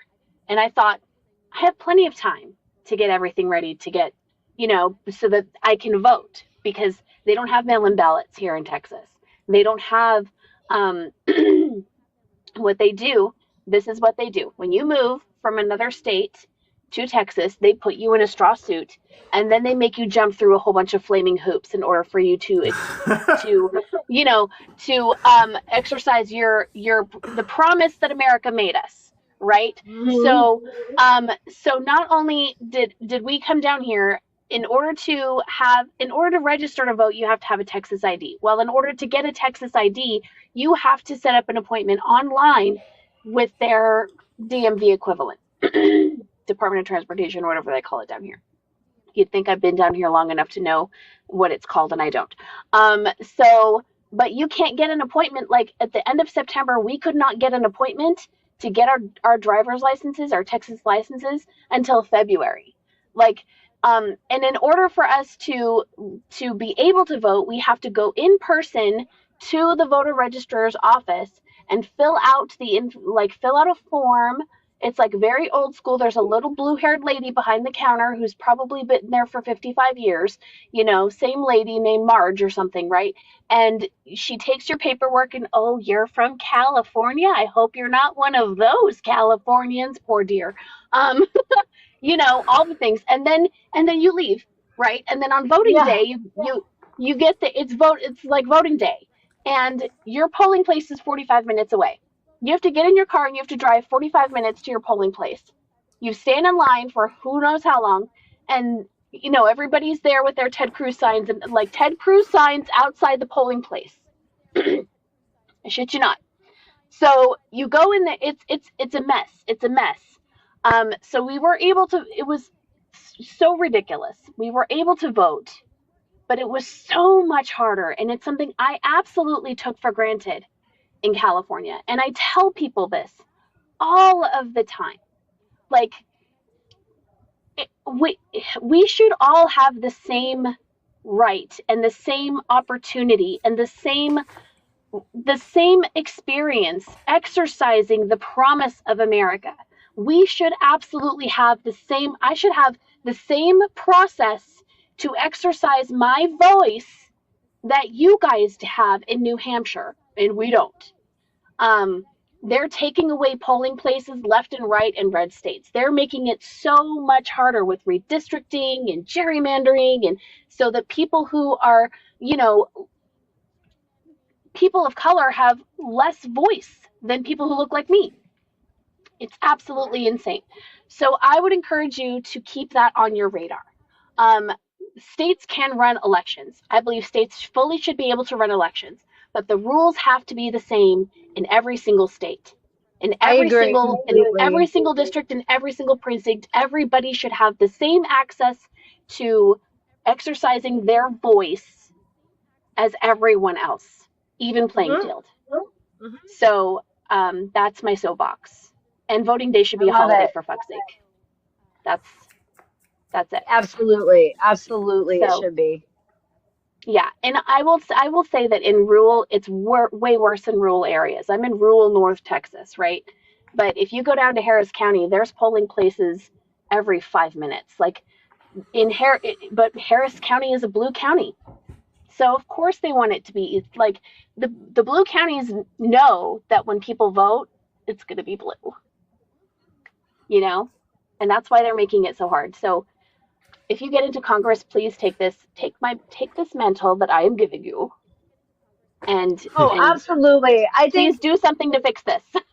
it's really hard because, as I was saying, the things like housing and healthcare are the symptoms, but the problem is it comes down to money in politics, and that impacts voting rights. And that's really, if you change those two things, everything else is much easier. Those are not sexy topics, and so people, people don't, they understand I have a hard time buying food. They understand I can't pay for my insulin. It's harder if they haven't had that experience of not being able to vote, or are in a state where I am, where there's polling stations every 5 minutes. It's hard. Or what I would say is it's important for us to continue to talk about it, because it is less concrete and it's harder for people to grasp onto with something that they do need to really, really care about. But it really is at the root of everything that's happened, and that's why we are where we are, right? Because people didn't understand money in politics until now, when it's affecting us concretely. So I do think now you're making me really think, because I'm like, okay, how do we instill that kind of education about where the problems really are? Yeah. So thanks. You're welcome.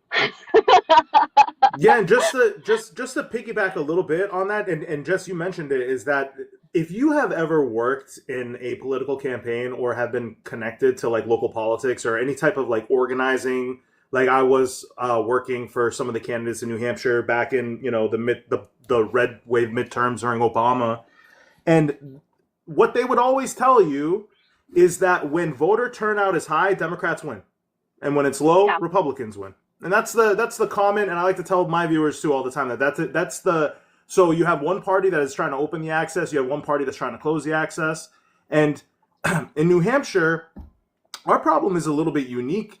You have, we're lucky. We do have. I walk in, I don't wait in line usually, or the line is very little. I hear people in Georgia got to wait like 6 hours sometimes to vote. Yeah, right? How are you supposed to have a job when?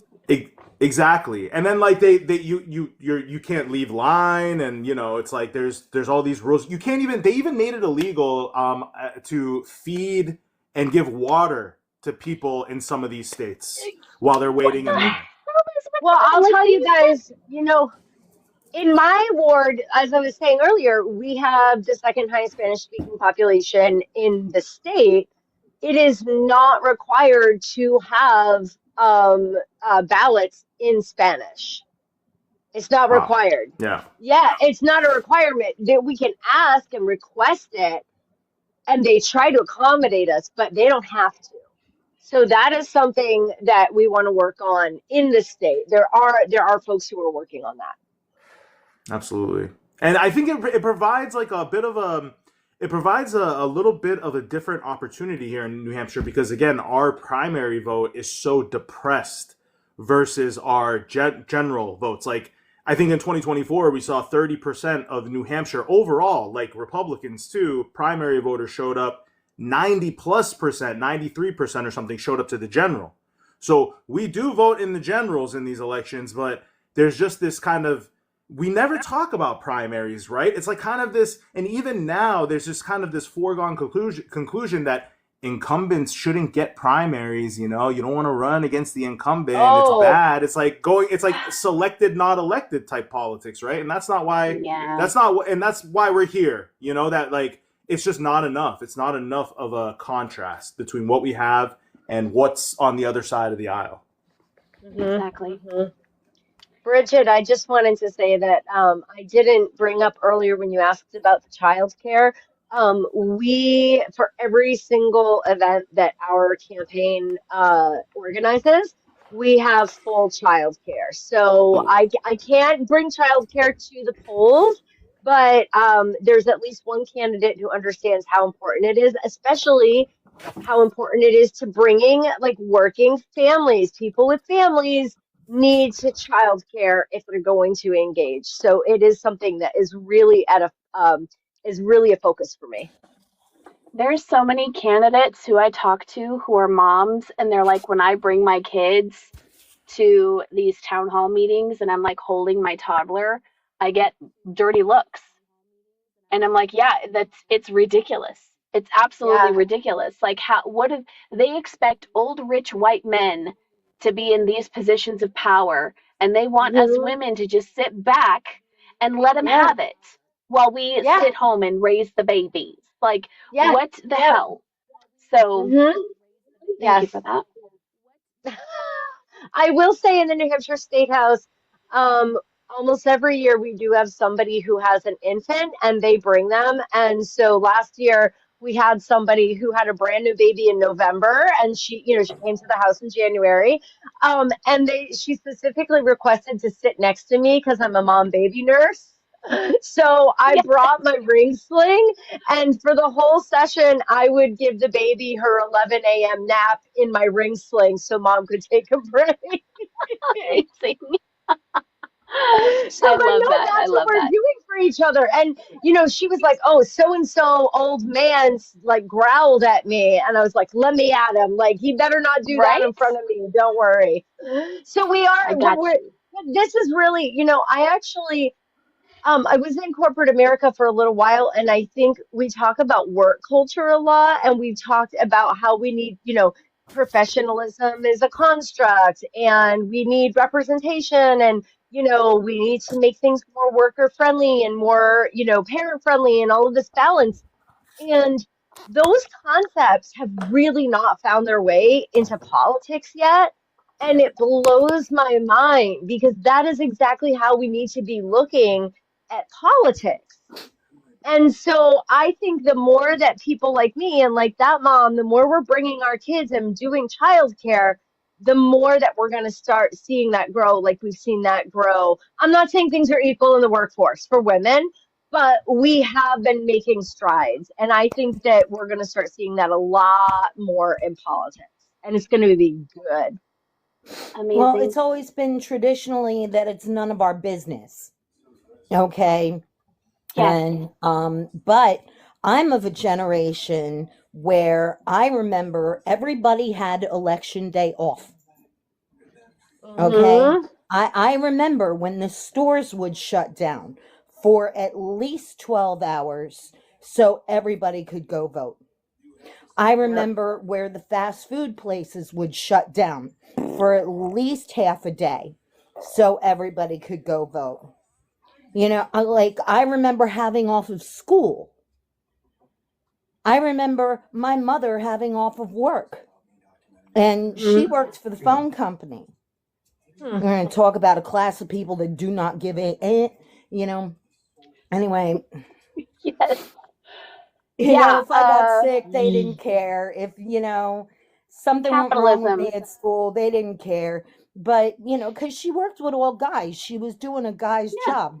She was the second woman in the state to hold that same guy's job. Oh, wow. So, That's amazing. I'm telling you, the women she that was came running with the before us, boys. man, we are lucky, Jess. We are lucky for the women that came before us, man. Because They can you paved Man, the my way for mother us, was a imagine? man. bra Can burning you somebody. imagine what we would have been like back then? We would have been burned at the stake so early in our lives. Like, I would not have done well in another era, I'm telling you. No, the 70s, you'd have done great. You'd Oh, have yeah. done great. It I was would have an loved it. era of independence. It was an era of F you to the man. It was an era of standing in the National Mall, waving your bra in the air, running it around I your love it. fingers like a sling. You know, Oh, my God. that's what my mother was doing. In the 60s, my grandmother was marching with very, proud and honorable black women. So, Yep. today I'm falling the hell apart, but no kings is a no-brainer. Yeah, you'd think. You'd think. You, Doesn't well, make any sense to me. like, I don't know. I'm in my early 50s, and, I'm an Agent Orange kid. So I'm falling apart like unnaturally early. So to go and stand, and it's only a couple of hours.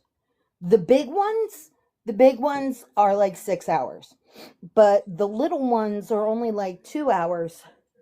And I'm standing there and I'm wobbling every way I can to get my lower back to stop hurting. And I'm standing there with this sign. It's, I always come up with like something meaningful and then an insult to put on the sign. I love it. I love it. But that's what we have to do right now. It's crazy. Like Mm-hmm. that's what we have to do. And I know a lot of people don't think that it's meaningful to stand out on the side of the street with a sign yelling on a corner, but God damn it, it totally is. And it gives people hope. Makes people feel like they're not alone. And because it can be very isolating, on purpose. So needed, wanted, and desired, and more of that should happen. So just saying. Oh, we are blue. We are blue people in a very red city, in a very red state, and our turnout is like laughable. But we're out there laughing with each other, and it's like, Yeah, free the people, change the diaper. damn You right. know. I love it. I love it. So yeah, there's that. Well, thank you for coming up. Did you have a question for Paige tonight, or did you have anything else to add? Um, what are you running? Like, where are you running?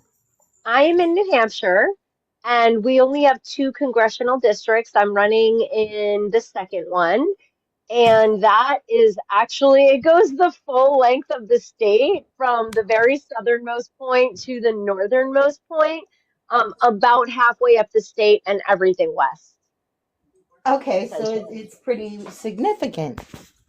Yeah, yeah, yeah. But New Hampshire is a nice state because we really can drive the whole way. I can really go anywhere on any day. What do you feel is accomplishable, like in your scope of topics? What do you feel is actually attainable?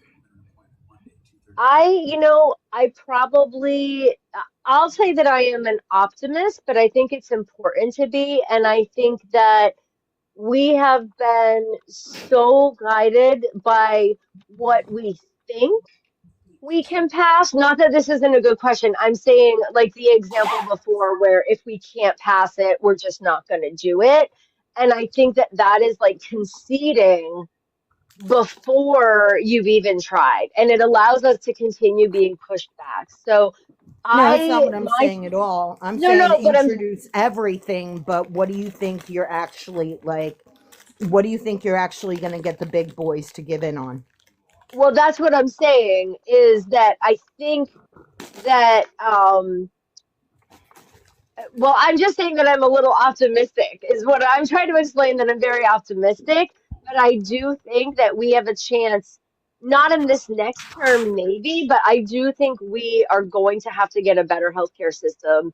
And there are some people that say, oh, we'll never see it in our lifetime, like some of the folks I know in their like late 60s or 70s.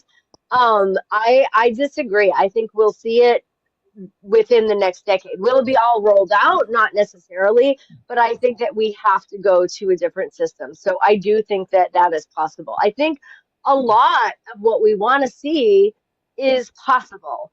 But I know there's also going to be a lot of cleanup. So it's kind of hard to know how much damage is going to be done in another year. But I think that healthcare is possible. I do think that we could get done some kind of new Green Deal because I think that addresses climate change, which is really That's important to very people. important. And I think that it addresses infrastructure, it addresses climate, infrastructure, the economy, um, workers' rights, unions, wages. We have this opportunity to set up this really thriving economy again. And I think there is something in it for most people. And so I think a lot of these have to come together as well. I think a lot of these, for me, what I have seen happen is that a lot of times you have all these single bills. I am very much a person that likes to take a larger vision and create more of a comprehensive strategic plan. And so I would like to see what we can do together, right? Because each thing that you do, like I would say, housing is healthcare. We need to do some of those in tandem. There's also been, and we need to be innovative, right? There are some new plans where affordable housing units are built with childcare in the building. In some states, they've seen that improvements and outcomes go up when you pair changes with childcare and paid leave at the same time. So the other thing is it always depends. What can you pass? Always depends on who is in office at that time. So it'll depend. Who are those people? What do they care about? Who are their donors? What is their experience? Who are their constituents? So it's even like sometimes you even have to be strategic week to week and day to day. But I guess what I would say, which, is not exactly specific, but I think that we have an opportunity to absolutely make sweeping changes that are going to work for most working people.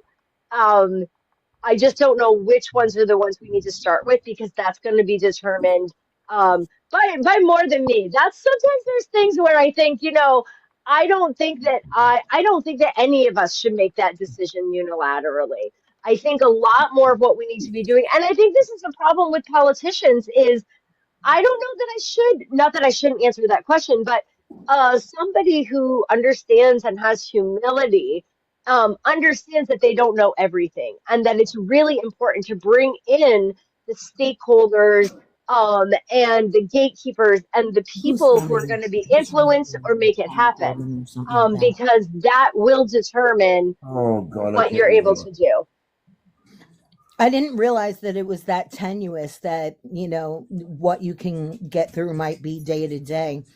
But, Yeah.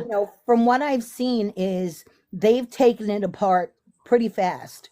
And since we had a model to work from in the first place with the Hmm. ACA, and, Yeah. we had a model on what to work with in the first place, we should Hmm. be able to put the older systems back into place pretty quickly and then start improving on them. Yeah, I mean, I don't think we should lose what we have right now because a lot of people are going to be in a lot of trouble. But I wouldn't even, I wouldn't even feel like that is I mean, it is a success, but that bar is way too low. Like, yes, that's a success, but that's basically just staying neutral. Well, like they've already lost the ACA, so it's something that Right. people need back imminently. That's like first stroke of the pen. Oh Really. yeah. I'm sorry, Yep. maybe that's just I'm nobody, but that would probably be my agenda. To start with the ACA. Yeah, to reinstate the Yeah. ACA. You know, I tell you what, somebody who is keeping track of everything. Because if you asked me a month ago and then a month from now, we were saying like all those camels coming at us. It's like, who is keeping track of everything we need to go back and undo? I feel like I need to start doing that. that's what interns are for. There's a woman in Britain who's keeping track of everything that Trump has done, and it's public on her website. Okay, good. So You that's can where go we have there to and find go. it. Thank you. I would Thank like to say, you. I think healthcare is something that will be achievable because of this administration and what they've done. Yes, People will be exactly. so angry. I mean, there are already a lot of anger about the price increases. And I really think in the long run, that's going to actually enable it to happen and be I better. agree. I But I agree. think what I wanted to come up here and say and talk about was looking at many politicians Yeah. through my life, which is 66 years now. One of the things I think a lot of them do is make promises instead of, they have a platform, but they make promises like they're going to be able to do it versus the promise to work toward it. Yeah. I think it's important for, especially Democrats, I see this a lot, for them to work toward, to make it clear, I'm going to work toward it. And I will make it clear what I am doing to work toward it when I'm in office and update the people about it, rather than I promise I'm going to get health care. Yep. Because I think there's more opportunity to be angry at the people who are out there doing it if promises look broken. Yep. I don't know. Agree. Am I making sense? 100%. Yeah, I think that makes sense. I'm just like really mulling it over because I'm trying to think about how I say it and how people do talk about it. And I think that's a really, really interesting observation. And I I'm wonder, not saying it you does. per se. Oh no, I'm saying no. What I've seen overall through my years is a lot of promises that can't be kept. And I'm always like, why are they promising to do something? I want to see them working toward it. And I have to wonder if they ever actually meant it. Are they promising it? Did they ever actually have the intent or not? I wonder that. Yeah, there's often platforms are based on what they think people want to hear. Right. Versus what they Absolutely. believe in, especially the lifelong politicians. Yeah, Sorry. Absolutely. There's a lot of MAGA out there feeling really betrayed by unkept campaign promises. Mm-hmm. Well, no, It's not shocking. MAGA. MAGA's that's hardcore. They'll follow him and hell. But like the intelligent Republicans, they are very upset about the promises unkept. Yes. It's amazing that that's what happens when you put a liar and a con man in the White House. Like, shocking. Sure. So shocking. I had no idea. I could not see that coming, especially since, it's not like he's never been president before. It's not like we don't have this playbook already. It's not like he didn't try to completely take a wrecking ball to this the first time. But sure, let's do it again. It'll be better this time. Well, seriously, what stopped him the first time was he didn't have all his people in all of the different departments, and they kept him in check. And then we had the pandemic, which sort of put a screeching halt into anything else he wanted to do. Bleach. I think also, I think for me also, it makes sense that we talk about Trump. Of course, he's our biggest threat right now. But I like to go back to the fact that things were really bad before Trump ever took office. For sure. They were bad before that, you know? And again, that idea that Trump is kind of he is a symptom of a problem that started 4 decades ago. Almost everything that's happening right now, we can basically trace back to the Reagan era.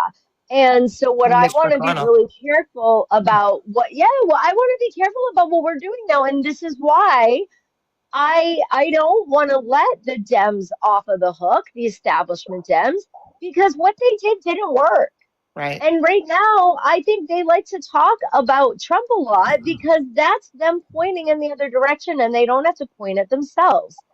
And it had to get this bad for enough people to look at those Dems and say, no, that's enough. You cannot just keep squeaking by like this with just appeasing us enough that we are not going to revolt because it was not good before and you guys didn't care. They did not care and they didn't do anything about it. And now they want to blame it on Trump. And yeah, he's awful and he's doing stuff, but they're also not even fighting for us now. And the reality is, most people there do not want to. They don't because they are making a lot of money by doing what they're doing. Mm-hmm. Which is disgusting.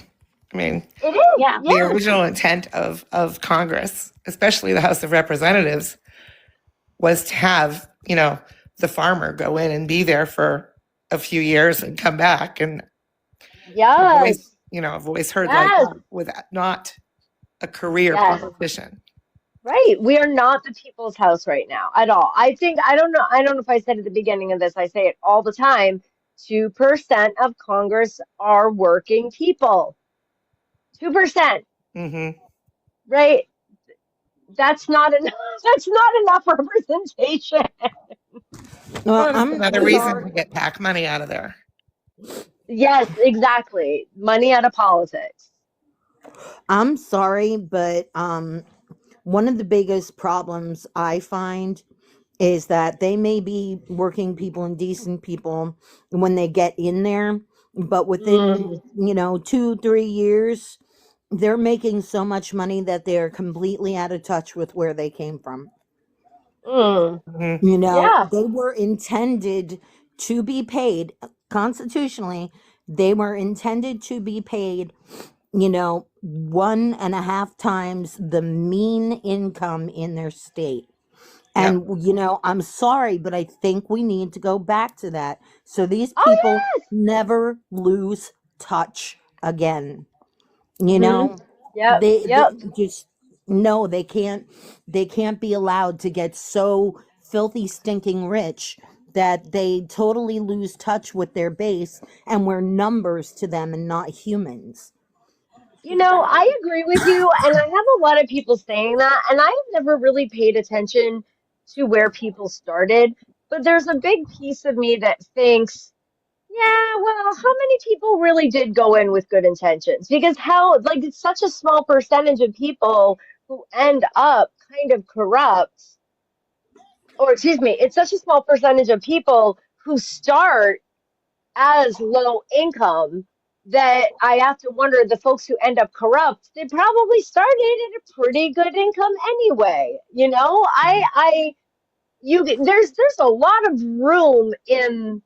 There's a lot of room before you're reaching ultra wealthy where you're still doing pretty good and can grow up with a healthy sense of entitlement. So I think it depends on the person. I don't know. If I could just jump in too and just piggyback on what Paige said, that I think there's a big not a misunderstanding, but we have to do a better job of informing people that a lot of that accrued wealth doesn't actually come from their salary. It comes from the insider trading and the kickbacks and the lobbyists that are actually just filling their pockets. Even in healthcare, they talk about the ACA. The ACA is much better than what we had, which was nothing. Right, it covered pre-existing conditions. It made things affordable, but even the ACA was a big kickback to these insurance companies. That was a Heritage Foundation healthcare plan. That was the Romney Care, right, from Massachusetts, and they just kind of repackaged it and made it Obamacare. So then the Republicans went to town on destroying it before it even really went. Exactly. Exactly. Again, So I think I like am from the that far go ahead. off generation when, you know, lobbying was strictly non-financial. If there was any paid lobbying, it was criminalized. Mm-hmm. Okay, and the politician got sanctioned. Yeah. Okay, I and remember those. that the insider trading, I remember when that would have been grounds for removal. Yep. You know, so I don't know where this all became Memories. so lax and loose and, you know, acceptable. Because you're Definitely. not going to get Reagan. politicians to stop doing something that's making them wealthy. You Yep. know, Yeah, it's the money They in make the politics. rules. It's when the Supreme Court case, what Paige talked about too is so important because it wasn't just Republicans that were happy with Citizens United. You know, it's clear Mm-hmm. that Democrats are making a lot of money through Citizens It's a United. They're not going to uni want to get rid of that party. either. It's a unit party. Yeah. Well, I'm in New Hampshire. I'm a blue dot in Hudson. Oh my God! You're right next to me in Nashua. Yes. My Yeah, I gosh, do my see. I do see your username a lot in our live in like in our community in our lives and stuff too. So I do recognize I you. love it. It took me a while to sort of tune into New Hampshire politics on TikTok, but I was living overseas for a couple of years and then came back 2 years ago. That's awesome. Before that, I was Awesome. actually in Massachusetts. I grew up in Massachusetts, so I'm a mass transplant, but a blue dot. Listen, I love Massachusetts. My brother lives in Tingsboro. You know, like I love Massachusetts. I don't care that I'm supposed to hate them because I'm from New Hampshire. It's dumb to me. Well, we moved up here in 2021. My mother had passed away, and I inherited the house, and I sold it back down in Winchester. Oh And, yeah. we spent, because of the pandemic, I didn't go overseas. I was a teacher to teach. Mhm. And as a result, I spent a year working as an aide in Arlington and living in Lowell because my daughter was starting Lowell University. Mhm. Yep. But she's hard of hearing, so she had to pull out. There's the online learning doesn't work well for her. Oh, I'm sorry to hear that. She realized I need to see faces. I can't take it in without seeing their faces. Mhm. So sort of in a panic because I was going overseas and she needed a place to live because she wasn't coming with me. You know, boyfriends. So I bought a townhouse in Hudson. Not knowing what it was politically. I don't know if I would have bought here. If I'd known it was so red. My dad lives there and my stepmom, and she is a Democrat. He is a reformed Trump supporter, my So that dad. must have been hard. But yeah, my stepmom hates that part of it. She's like, "There's damn Trump signs everywhere in this town. I hate it."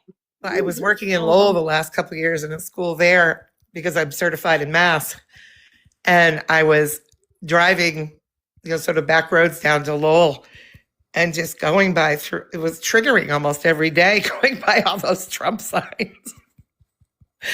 One house in particular just it was like plastered.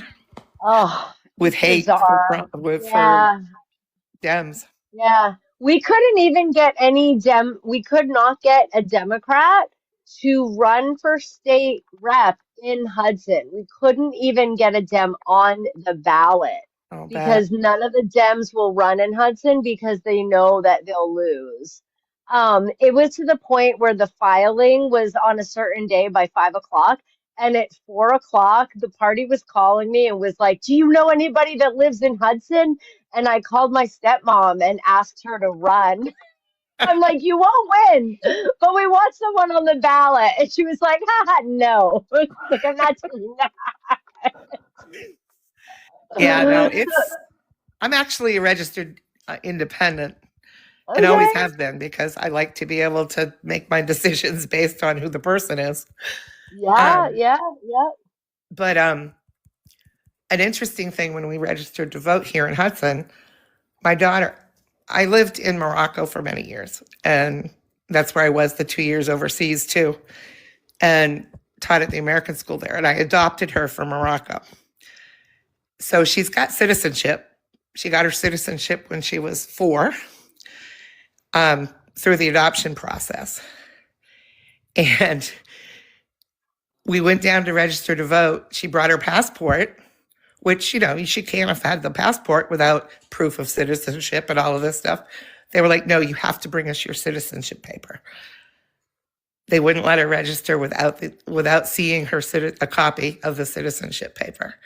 No. And I was like, you got to be kidding me. I don't know. You would not have your passport if you were not a citizen. I don't think that's legal. I questioned that too, but she's like, I just went back with my citizenship paper, which, it still sort of looks like her, but she was 4. Her picture's like a toddler picture on her citizenship paper. I mean, I'm preserving some of my anger because our state house, our term starts. We have a session day on Wednesday of next week, and then of course like 2 weeks off for Christmas, and then we're right back into it. So, poor Kayla, I was like, she was upset about some bills, and I was like, I know, man, they're a bummer, and she's like, but they're so awful, and I'm like, I know, man. And I'm Yeah, like, they're I'm bad. so sorry. I know, I'm like, I'm so sorry. I've got to keep my like mental health reserves because when you go in a room and you're sitting there for 8 hours listening to them spew their hateful rhetoric to justify what they're doing, and you cannot turn it off. You can't turn it off. And it is the hardest part of being a representative. That is the hardest part. I bet. I don't Yeah. think I could do it. I mean, it's not good for us. We really stick together. This last term, I'm on the Progressive Caucus, on the board of the Progressive Caucus, and along with, I don't know if you guys, I'm sure some of you have heard of Heath Howard. He's Yes. running, yeah. So Heath and I end up having lunch together almost every session day, because we're both on the board. And my point being, we actually do go to the bar sometimes at lunchtime. Not with Aria, yeah, but we sometimes like we're just like woo, just like take the edge off a little bit. And we all have our signature drinks, and like the servers know what we're. Oh, Aria, you can get a cocktail, a virgin tail. Yes, yes. Absolutely. I don't. A ginger I don't know ale if or Heath something like drinks. that. Yes, yes. Love it. Yes, Heath got the votes last night, I heard. Yes, Heath and I, it's so funny. We haven't been doing a lot on the campaign trail together, but when this session starts, I'll be with him like all the time. So hopefully we'll start seeing us together a little more. That'll be fun, I think. I think it's really freaking cool to see how, like, all of New Hampshire's people are all working together to make a better New Hampshire. I think that Yeah. is like so incredibly amazing. And I know that part of it is because you guys are a teeny tiny freaking state, okay? Not sure how much we could do that here in Texas. Riley, maybe we should chat because we need to have that kind of coalition, that kind of community in every single state, especially Hmm. if we're going to defeat fascism. Like, Hmm. um, it is so very important. So, Susu, I will give you one more opportunity before we close out for the night to ask one final question if you have one. I don't, but thank you for letting me up. You're Thanks for being amazing, my here. friend. I'm so glad that Yeah. you were able to make it. And of course, anytime. You're always welcome here. I hope you know that. I do. Okay, good. Good. We love Susu. All right, I'm going to drop you now, babes. Thank you, Susu. Thank you, everybody, for coming up to engage today, to ask questions, to get as many eyeballs as we could onto this amazing candidate. We are going to be posting this episode on our Stack and the Tube of You and all the things. I will send you a link, Aria, so that you can do some magic for Paige's campaign that'll have all of the Awesome. things on it. As the I comms appreciate that. director, I feel like that would be an appropriate place to send it. It would. Yes. For sure. So we will be doing that.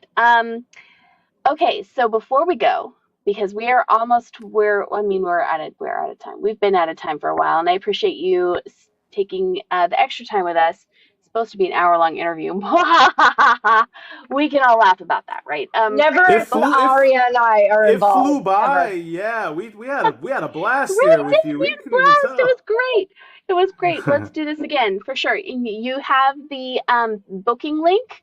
So if you want to book yourself again before your primary, or even after your primary, please do so. The dates will fill up quickly. I know, because especially around primary season, it's going to be bananas. So please rebook. I would love to hear how, what's going on in your areas. What kind of, I'm sure Kayla is going to keep me well abridged on what is happening with your campaign. We are fans. We want you to do we want you to take it all the way, girl. Take it all the way. Hey. Okay. Thank you. Come to New Hampshire soon so we can give you a tour of the state. I heard you were thinking about coming. Come down and we'll show you around. We'll show you the kombucha bar. We'll take you to the kombucha bar we know.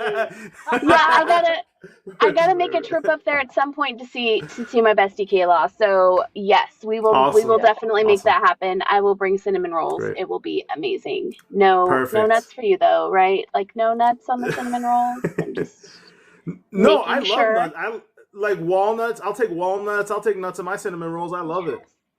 I'm all about it. So good. So good. I make really good cinnamon rolls, Paige. I'm just saying. I love cinnamon rolls. We'll eat them here. You just made me think of Schitt's Creek when you were like cinnamon rolls. But yeah, I'll eat cinnamon rolls. David. So we're almost out of time. So Paige, before we go, can you tell everyone tuning in how they can jump in, get involved, and help you back you in this run? Yes, thank you so much. Yes. So lots and lots of ways. At the very least, like not at the least, but like one easy low-hanging fruit is to follow me on all my socials, Insta, Facebook, TikTok, share, save, like all the different things, comment. That is like an amazing thing that people can do. Go to my website, Paige, FORNH.com, and you can sign up to volunteer, sign up for the email list. We have all kinds of volunteer opportunities. So even if you're in another state, you can make calls for me. There's other things, we're always doing graphic design. We need editing. We need all kinds of things. In state, we're always looking for people to volunteer to do childcare because we need childcare at our events. So there's all kinds of different things. And then, of course, this is a people-powered campaign. And so especially in the month of December, a lot of people are not donating to campaigns, but it is the end of our filing period soon, and we want to show a good start to the campaign that'll attract other larger donors. So donations are always appreciated. And if you guys have any questions, reach out. We're very accessible, very friendly, and we want to talk with anybody about any questions. One other thing, if you are in a town in the district and you want me to come to your house and do a house party with your friends, or bring me to your community center to do a class or speak to people, hit us up. We would love to come out. I really want to meet people who are from the community, and so I can learn what's important in that community. So thank you all, and thank you, Jess, so much for having me here. This was really fun. I don't think I've been on a show with Aria either, so it's pretty fun. And yeah, we're definitely, tomorrow we are going to sign up again. So thank you so much. And thanks for the work you do. I mean, we need you. We need you out here. Like, how would I be doing what I'm doing without the platform like yours, right? Like we all have to do the things we're doing, and that is how we're going to do this. It's absolutely how we're going to do it. It's the only way. It's the only way. Absolutely. We have to, Oh my God. it's not a spectator sport anymore, right? Like we are not, are you just now seeing your sticker? Yeah, that's so cool. We have stickers. Yeah, me too, sticker, Just man. like, I'm Yes, going crazy. I I'm have like, two. oh my God, Oh, we yeah. got stickers. I have a Christmas. Oh, yeah, Aria, that is so you. Why are So you That's you. cool. bald? I No, like I'm it. just I like kidding. it. That I guy. will, yeah, I'll send those to you guys too. But it's not Very like we cool. could just walk into the voting booth anymore and expect our civic duty to be done, right? We have to actually No. engage. We have to do more because Yeah. democracy is literally on the line, you guys. Like this is so so so important. So, Yeah. yes, and we all know how we feel about big money in politics. Spoiler alert, it's gross. We want candidates who serve Absolutely. people, not special interests, but campaigns don't run on good vibes alone. Whether it's your wallet, it's your time, you can follow all of these amazing people, like their content, share it out, all of those things. Every little bit helps. Even free clicks pushes Paige's message even further across the interweb. So let's buy Paige a cup of coffee if you can.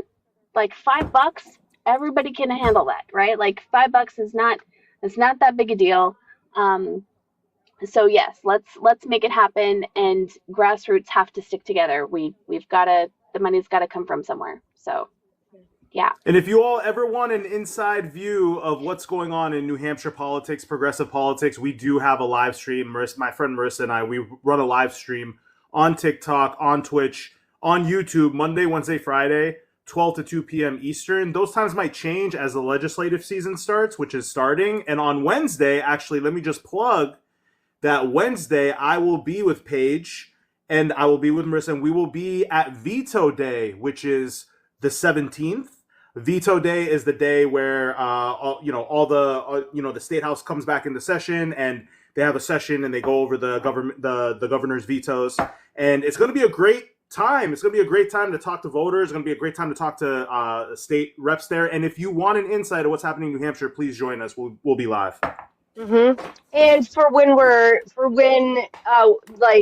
when we're actually voting and Aria and Marissa are in the gallery watching, all of our house sessions and hearings are live streamed on YouTube. So if you go to the state website, the Gen Court website, you can find it, and you can watch it live. So also then if they're commenting later, you will know what they are talking about.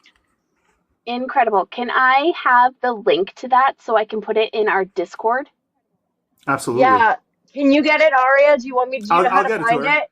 Okay, great. Yep, absolutely. See, I delegate. Yeah. Thanks, Aria. That No would be worries, I got you. amazing. And just so you guys know, we have a new Discord. And Paige has her very own page on our Discord that says wow. everything you need to know about Paige, all of your work, all of your links, all of your things, all of your social media appearances, everything is on the Discord. If you need to know more about Paige, that is the place to go. Oh my gosh. And if you need That's the great. link for the Discord, send me a message or send Kayla a message, or you can even message the It Takes a Village account. We will make sure that you have that, and I will be sending that to you guys as well, along with your stickers and the link for this show. You'll have everything you need. Just, and just so you know too, there's resources in there for candidates as well. So if you are Awesome. a candidate Paige and you want to join the Discord, there's tons of stuff in there that you'll be able to use. And more I will be candidates are there. joining all the time. So you'll be able to network and bounce ideas off of other candidates in other states and find out what's working for them and what's not working. It's really good for you guys to be talking to each other, since you'll be working together soon, hopefully, right? Would you host a live where it would be like a number of us who are all running, and like you could be like, okay, what's your best tip or trick for doing this? Because like one thing I talk to my team about all the time is this is not a millionaire's campaign. This is a working person's campaign. And so when we think about like the playbook of how things are done, like you've got to do this many hours of calling and you've got to have this and you got to do that. I'm like, okay, am not saying that we won't do that, but take a beat and ask ourselves, is this a millionaire's campaign or is this a working person's campaign? So anyway, it would be super fun to meet with other anti-establishment working people and be like, okay, how do you run a working person's campaign? Like, what do you do for this? How do you do that? How'd you make that work? It's like the equivalent of like a coupon cutting club, you know? Yes. The first one we did was in October. And we Love haven't it. had one since, but we will definitely be doing more of that in the new year. It will probably either be on Okay. a Wednesday or a Saturday, but we'll give you guys plenty of notice. I would love And that. the idea is to have like all of our state house reps have a show together, and all of our congressional reps have a show together, and all of the Senate reps have a Yes. show together, and that way I you guys love that. can network and talk about sharing resources and all of your fundraising stuff, and to Yes. really kind of build a coalition and a community. That is so incredibly Yeah. important, and we are big fans of that. So Yeah. yes, I really yes, think yes, that and yes. yeah, yes, sorry, I'll go on and on. I just think building that coalition only further strengthens people's faith that we can get something done, because that one fear of, oh, can a non-establishment person get elected? Can they get anything done? When we show that we're together, we show we are a force and that we can. So thank you so much. Absolutely. I'm all for that. So yes, I will be sending you some more information about that. Kayla and I will be talking about the next one that Thank we're going to do. you. So plan for some time in January. We will be reaching out to you for sure Love on it. that. So massive shout out to all the amazing content creators who showed up today to support us. That is like so huge. We are still a baby endeavor, you guys. And all those things that I said for Paige definitely applies to us as well, because we are still small, and we're doing everything that we can to grow our platform and to make the biggest impact that we can for our kids. Like that is my motivation. I want my kids to have a better tomorrow, and that's what we're working towards. So make sure that you're following, make sure you're liking, make sure you are doing all of the things. Go on to our Stack, our Tube of You, subscribe, leave reviews, all the things that really helps push our message out there. Also to our moderators, thank you guys so much. To our incredible design genie, executive producer, and co-host extraordinaire, the Kayla. Amazing, you are incredible, and I love you. I don't even know how else to say it, babes. You're just amazing. This is not a show just about the two of us. The show is about all of us pulling together, and it really does take a village, and we need every single one of you. So join us on Monday when we talk to this guy. You guys might know. You guys might know this guy, maybe. Hey, we know that guy. You guys know this Yeah, guy. that guy. I don't know. Once or twice I've run into Maybe him. you know this guy. Oh, But maybe, yes, maybe. more amazing stuff from New Hampshire is happening on Monday. So all of y'all in the chat, I expect that you will be joining us as well, because you guys seem like you are, in it for New Hampshire to win it, and I love that energy. So also, I need to put a big shout out to Not Your Merch. Humongous shout out to Not Your Merch. These women they're Latina owned, small business. They're incredible people, giving people like me the power and the bravery to wear our voice on our chest, so that people know that they're not alone. They make bold political merchandise that makes it possible for you to wear your voice on your chest. And I will show you the sweatshirt that I'm wearing right now. It's really funny. I don't know if you can see it, but it says, "One day we will wake up to his obituary." Yes, we will. It's amazing. And they also I made love this this. cup for us. They also made this cup. It's amazing. I don't know if you can see it. That's But awesome. it's really funny. And we have all kinds of stuff. We've got It Takes a Village merch, and all the proceeds that you get from all of our merch goes right back into the pockets of these amazing grassroots candidates. So very important, if you feel like you want to support grassroots candidates, independently owned, Latina owned small businesses, and grassroots candidates. Wait, I said that already. And get something really awesome in the process, like the super cozy hoodie. Then you can do all the things at once, and all you have to do is go to my showcase and pick something up.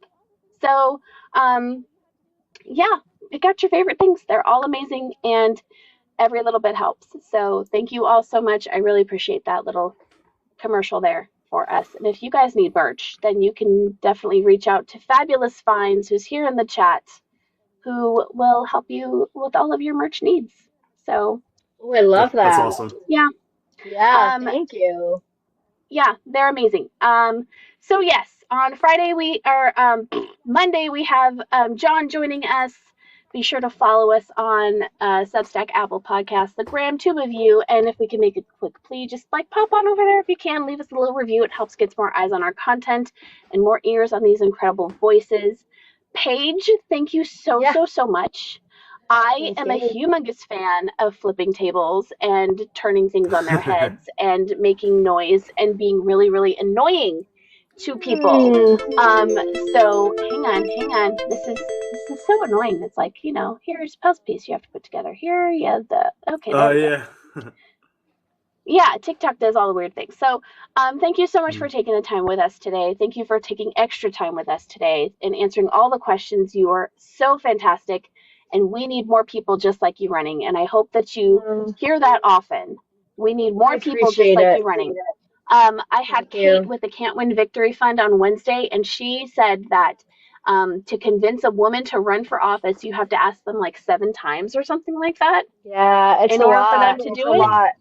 But you don't have to do that for men. So I'm just saying, No, I really you don't. I'm really excited to see more women taking the mantle, because I really feel like the moms are going to save us, and I'm one of those moms. And so here we are. So Moms. Mom power. Mom Okay, power. so that's it, guys. I love all of you. I thank you so much for spending time with us tonight, and please remember to take care of each other. Okay, that is so incredibly important. And we'll be back on Monday at 5:30 Central, 6:30 Eastern for another night with New Hampshire's best. And we cannot wait. Okay, so thank you so much for that. Thank you so much. Bye, guys. Love you guys. Have a great night. Bye. Take care of each other. Goodbye. It takes a village.